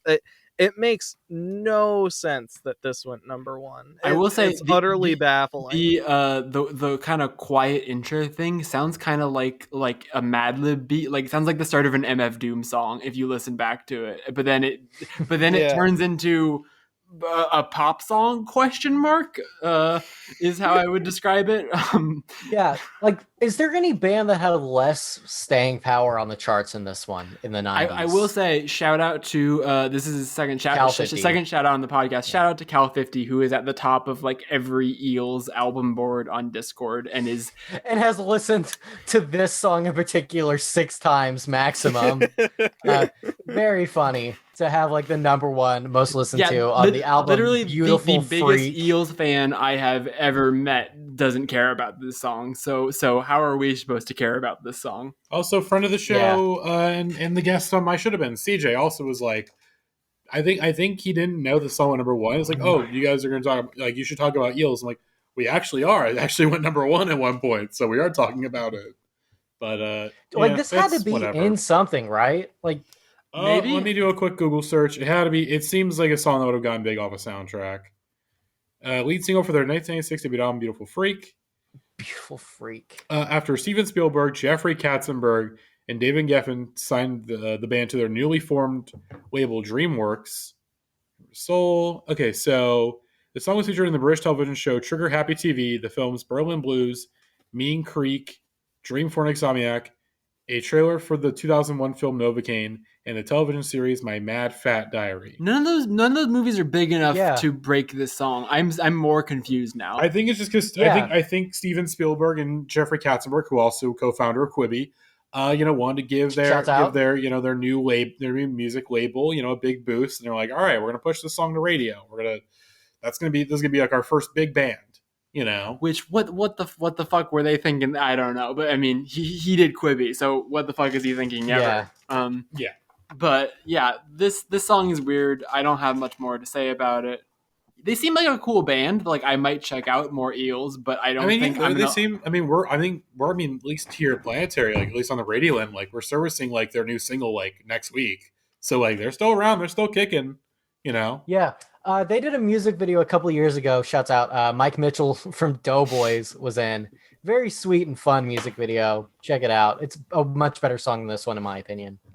So shouts out Eels. I'm sure you're a good band, but I can't believe this was the number one hit in the 90s. I can't believe this was the number one hit ever, even though like the 90s, like there was this moment where like we talked about with Butthole Surfers, like you could just get signed to a label and get sort of fast tracked into a position. But even in that context, this makes no fucking sense. I'm glad I realized that he wasn't trying to say that he's black, because that was one of the most baffling moments in the entire series. The way he says it, if that had been what he means, it would have been like one of the most deranged. And we were right to jump to that place, because as we've talked about, like the late 90s was really the peak of white guys saying, "I am a black man. I am all the minorities." Like that was the time for that sentiment. And so it would have made sense if that was but thankfully Eels man was not going for that. Yeah. I'm ready to get the juice. It's time. It's time. Are you all ready to get the juice? The juice is loose. Let's do it. Honestly, don't feel ready. Let's fucking do it. Let's fucking do it. Hit that more wine button. Do we need another deep breath in through the nose? We need to get hyped up. We need more wine. We need more wine. It's time. Let's fucking do it. Raise your glasses. I usually just have again, water, but usually that's fine. Raise your water. Raising my water here. Usually we just play a snippet, but Lakini's juice is so strange. We have to listen to the entire thing. Let's fucking copyright be damned. So let's watch. We're gonna say that. We're gonna watch the music video to Lakini's juice, because it's a fucking strange music video. So let's. There's a lot going on. It's a rich text. I can't figure. Is that cake or is that like cottage cheese that he's eating? It is lard. And apparently the lard represents like raw, like human desire or something. I've read a lot about what this song means. We'll get into it. Mr. Live says he has no idea what it means. It's been discussed so much at this point, but we really just need to say it on podcast. This is the exact riff to BM BM BM by Black Midi. It is the same song. There it is. Why? Fucking Zoomers just did. You hear the fucking bass on this song is ridiculous. It sounds so filthy and chunky. I love it so much. I have said this so much in the past week, but he really says more wine like he's a Roman emperor, like unhinged, mad on power, or like an undead pirate king. He's got big Caligula vibes in this video. Yeah. He's just sitting around with people filming porno. Yeah, this song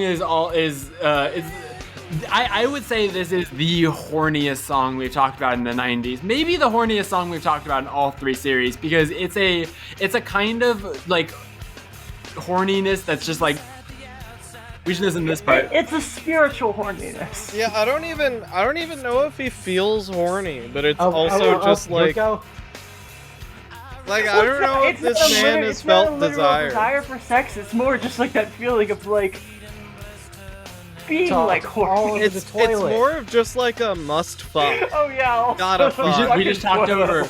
We need to be clear for anyone who hasn't heard this song at home. He did just say went to the toilet in the bathroom and took some water from it. Correction, rushed the ladies' room.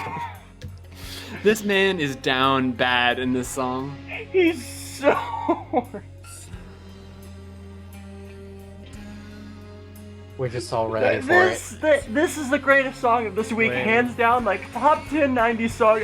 When I started with this, I was just like, ha ha ha, Juice, and now I'm just like, holy shit. This is the butt rock version of the Creep Bridge. It's like the same like high note.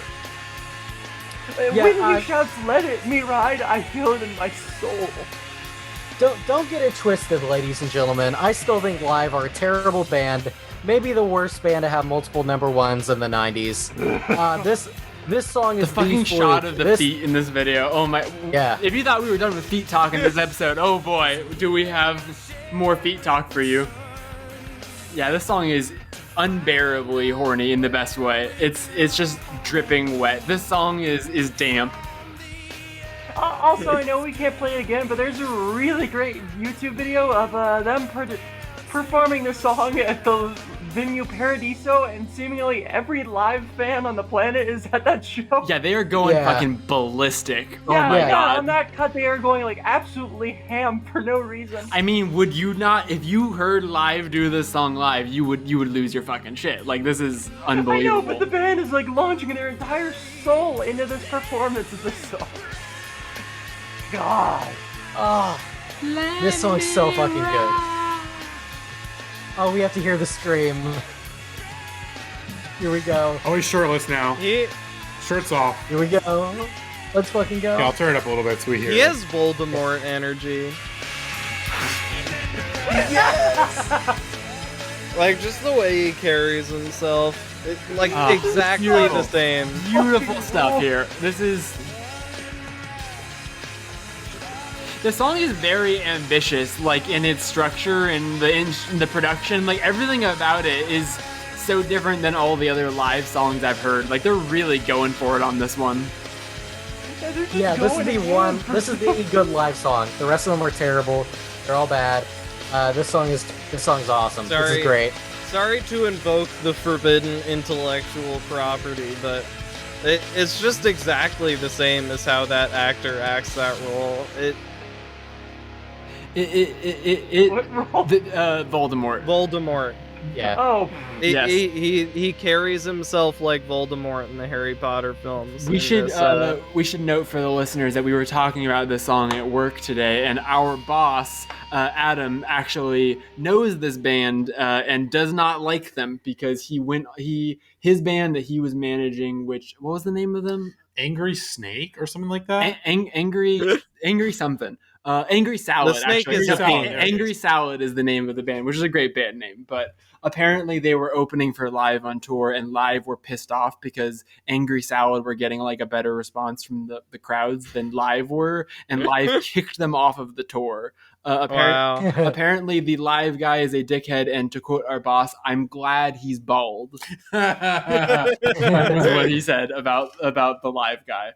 I want to. This is so sick. This song is so sick. It is so cool. How could you write Lightning Crashes and Selling the Drama and Lakini's Juice and not be a huge dickhead? Like that is true. I want to. So I will. You know, inside baseball. Of course, over the course of us realizing we're going to talk about this song on the Cuts episode, we looked at some tweets. From our dear friend, the reviews editor at Pitchfork, Jeremy Larson, who I did actually ask to come on this episode, but sadly he could not make it. But he did, want us to put in a good word for Lakini's Juice. So I'm just going to read all of Jeremy's tweets about Lakini's Juice real quick in honor of him not being here. So the first tweet about Lakini's Juice, September 28th, 2012, in a reply to Sarah Grant. His lyrics are putrid, but put on Lakini's Juice and tell me you don't get that feeling like a rolling thunder chasing the wind. Beautiful. Just 10 years ago. Just put Lakini's Juice on the jukebox. January 25th, 2013. March 6th, 2013. I will listen to Secret Samadhi, which is the album this song is on, but I will only listen to Lakini's Juice. The thing I've learned about Twitter is that everybody likes Steely Dan and Lakini's Juice. December 22nd, 2013. And then 4 years, a 4-year break of Lakini's Juice posting. It's Baroque, it's rare, but boy, do I love when Lakini's Juice Twitter assembles. Who do you think he was talking to? It is a famous music writer. It's your first guess. It's a famous music writer that we all know. And I don't know if here's the hint. He has the same haircut as the live guy. It's Ian Cohen. He is the live guy. That's true. All bald men are the guy from Live. That's true. And Billy Corgan is the front man of Live. Michael Stipe is the live man. Devin Welsh is in the band Live. He's the lead singer. Yeah. And of course, the post he was replied to from Ian Cohen was very powerful statement from the Lakini's Juice YouTube comment section from Mr. B, who has the album cover of XXX by Danny Brown as his profile picture. This song is hard as fuck, which is very true. It's true. Very true. Very true. Oh, God, there's a long one. Okay. Attention, video explained from director Gavin Bowden. Another Gavin. Hey, shouts out. The room where the man who watches over the lard is stationed. To me, the lard represented very basic human sexual desires. Totally powerful desires and passions. The sexual human animal. But these I can't get over the phrase "the man who watches over the lard." I'm sorry. That's definitely a David Lynch character. But these are not passions that can exist all the time because they will destroy you. And if you boil down a human, you would get this white, viscous thing. But because that thing can't exist, it is stored away by the curator of the lard. The people in the video have to go to him to get the lard so they can go through the physical passions. They have to get in line and take a number. The lard man is not necessarily our friend. In reference to the pool, I like the idea of them standing on top of this kidney, this basic human organ that filters out our urine and waste. And then underneath, it is a swimming pool, which has been used in so many corny R&B videos where people are having sex in pools. I've never done that. I don't know who has. It's sort of absurd that they find the swimming pool and it's empty, which sort of speaks for itself. By the time these people find that moment where they can exist freely with their passions, maybe it's too late. The pool is empty. It's pretty hopeless and sad, but they will still get in because of their animal nature. Again, this music director literally invoked piss, and waste. This song is beautiful. I think this song is great.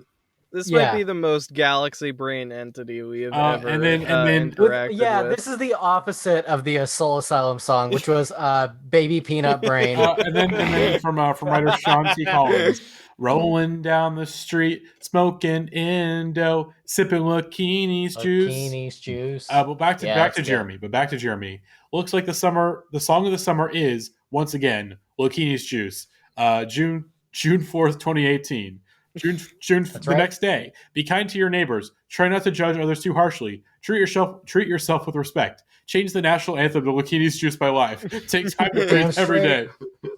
And the next day after that. Every Jeremy Larson there's so many. We're gonna be here. Go ahead, listeners at home, and search from Jeremy Larson Lakini's Juice, and just go down the rabbit hole. Oh, and then he really, but like Jeremy is doing a service here because Jeremy understands that like. Why is this song not talked about all the fucking time? The music video only has 4 million plays. The song has like 10 million on Spotify, which is a lot, but like we should talk about the song like the way we talk about Let the Bodies Hit the Floor and like all of the like seminal butt rock, heavy rock songs of this era. Like this song is just... It's a monolith of horniness. Well, it's crazy because this is like the forgotten live hit. Like you'll hear Lightning Crashes all the time. You'll hear I Alone. Like those songs get play still. This one does not. I have never heard this. And I kind of understand why. I mean, it literally it starts with a Black MIDI riff, and then a bald man gets really horny and talks about toilet water and screams "Let me ride." So I understand why it's like not.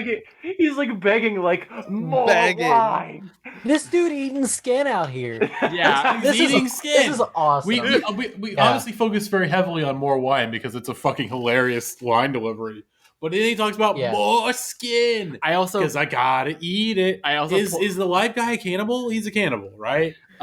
I think it's Dave Grohl mode, but he's just being a little symbolic about it. I also think that's kind of what he But means. would it surprise you if a news item came out where it turns out he's a cannibal? Would you be surprised? No, but for other reasons, I think. What are the other reasons? What you know about rolling down in the deep? There we go. Ooh, the deep the remix. This song is awesome. It fucking rules. I listen to this song so much. I didn't get sick of it. Just live is the forgotten butt rock forefather, I would say. We all know Pearl Jam is one, but live is so crucial to butt rock happening. They're really like the handoff between the like grunge alternative music of the 90s and full on butt rock. They are like the missing link between those two. It's like that quote about the Velvet Underground. You know, this album only sold 16 million copies, but everyone who bought a copy went on to start a butt rock band. That's correct. This song only was played 10 million times, but every single person who listened to it ran to the women's bathroom and grabbed the toilet water. God, this song is We're asking you, the listener at home, to take part of the Lakini's Juice Challenge, where you chug as much toilet water and wine as possible. Do not do this. Don't do that. Please do not do this. This song is so magical. One bottle of wine and then dunk your head in the toilet. We made a lot of really, really great rave DJ mashups of this song. This song is ripe for such things, including Lakini's Gin and Juice was good. That's gonna be that. I'll play that as the outro. I don't want to spoil it, but it's a fucking great mashup. Holy shit, this song is magic. As we've all said, the guitar riff is sick as fuck. It's BM BM BM. I mean, Live legit, Guy is going fucking buck wild. If tomorrow we interviewed Jordy Greep, my first question would be, were you inspired by Lakini's Juice? And he will say yes. I bet you that Jordy has heard Lakini's Juice and was like, we need to do a riff like this. This is sick. It is the only good live song. I fucking hated both the live songs we talked about. Lightning Crashes is so fucking good. Lightning Crashes is a classic. As I was before, I think it's okay. I will say. I understand, Alex. I understand. You can tell that Lakini's Juice is from the twisted mind of Let the Placenta Fall to the Floor. Like, I understand how they came from selling the drama is indefensibly bad. Yeah, but musically, I am not a fan of Lightning Crashes. But this song rips. It just goes. I did forget to say it went number one on March 1st, 1987 for 1 week. So people could only handle 1 week of Lakini's Juice, and that was. That's why we cut it. I definitely push for this because it's called Lakini's Juice. But I think at that point we were like, this is a lot of songs. Yeah. Anyways, shouts out to Live. Apparently they're not nice people or good musicians, but you know what? You made Lakini's Juice. You made Lakini's Juice, and that's all you really needed to do. They understood the assignment, and they made Lakini's Juice, and we should thank them for that. Yeah, it's magic. I think that's all we gotta say about Lakini's Juice. Magical song. More wine. Hang on, let's okay, everyone in unison in 3, 2, 1. More wine. There we go. That's magic. But that is it. This is the final episode of the 90s Rock number ones. We have a stream. We'll have the stream on October 8th, Friday, October 8th. We'll have a live stream. YouTube.com/IndieHeads podcast. We'll be live streaming there.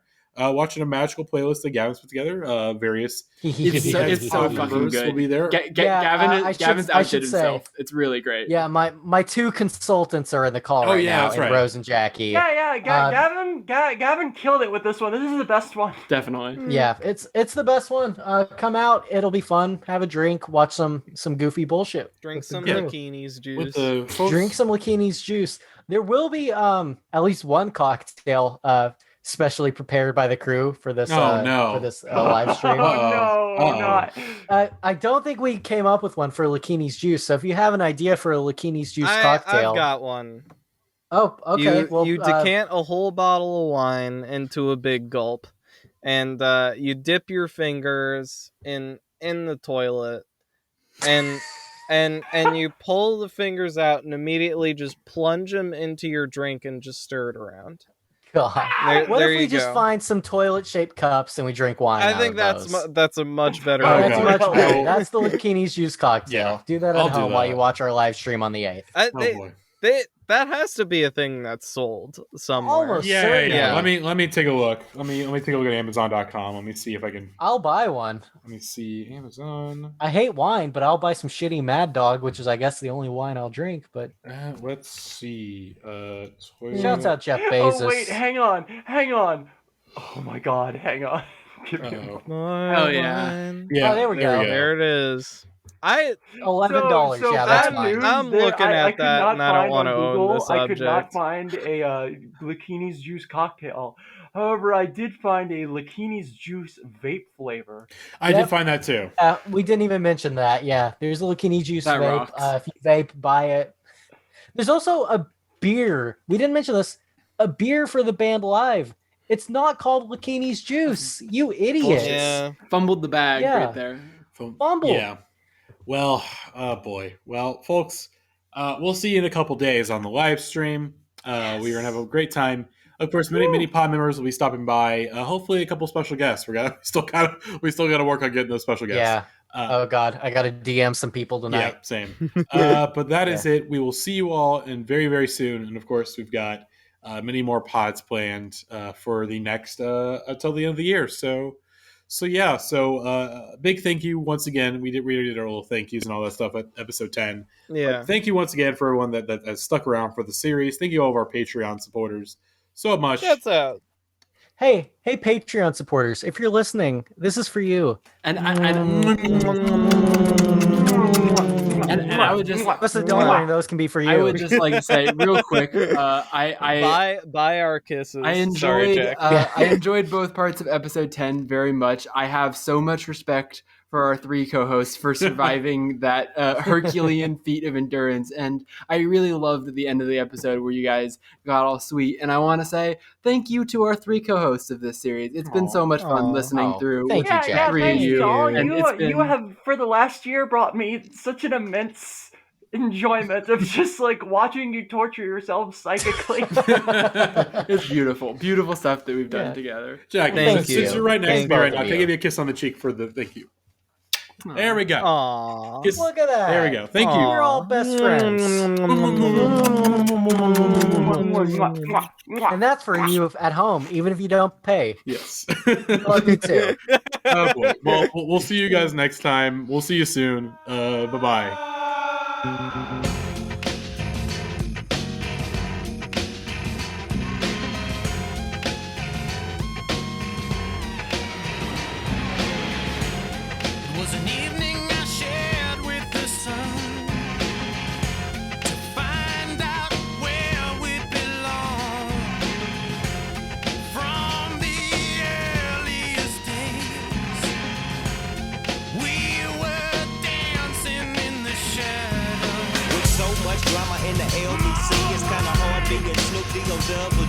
But I somehow, someway keep coming up with funky ass hits like every single day. May I kick a little something for the G's and make a few hits as I breeze through 2 in the morning and the party still jumping cause my mama ain't home. I got some inside the outside that the river used to be so calm, used to be so sane. I rushed the ladies' room, took the water from the toilet, washed her feet and blessed her name. But what? We don't love her 9 years, so we gon' blow our heat to this. Freeze up for a second now, bounce to this. Such a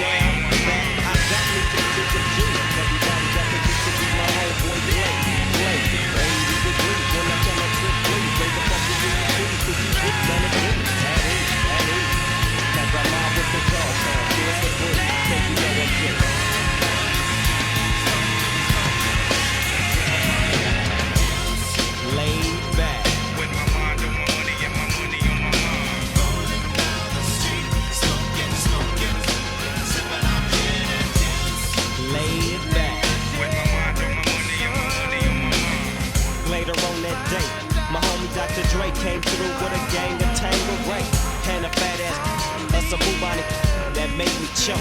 This ain't no joke, I had to back up off of it and sit my cup down. Tangeray and Comedown now, but it ain't no stopping, cause I'm still popping. And Drake got some tricks from the city of Compton to some freeze up for a second now.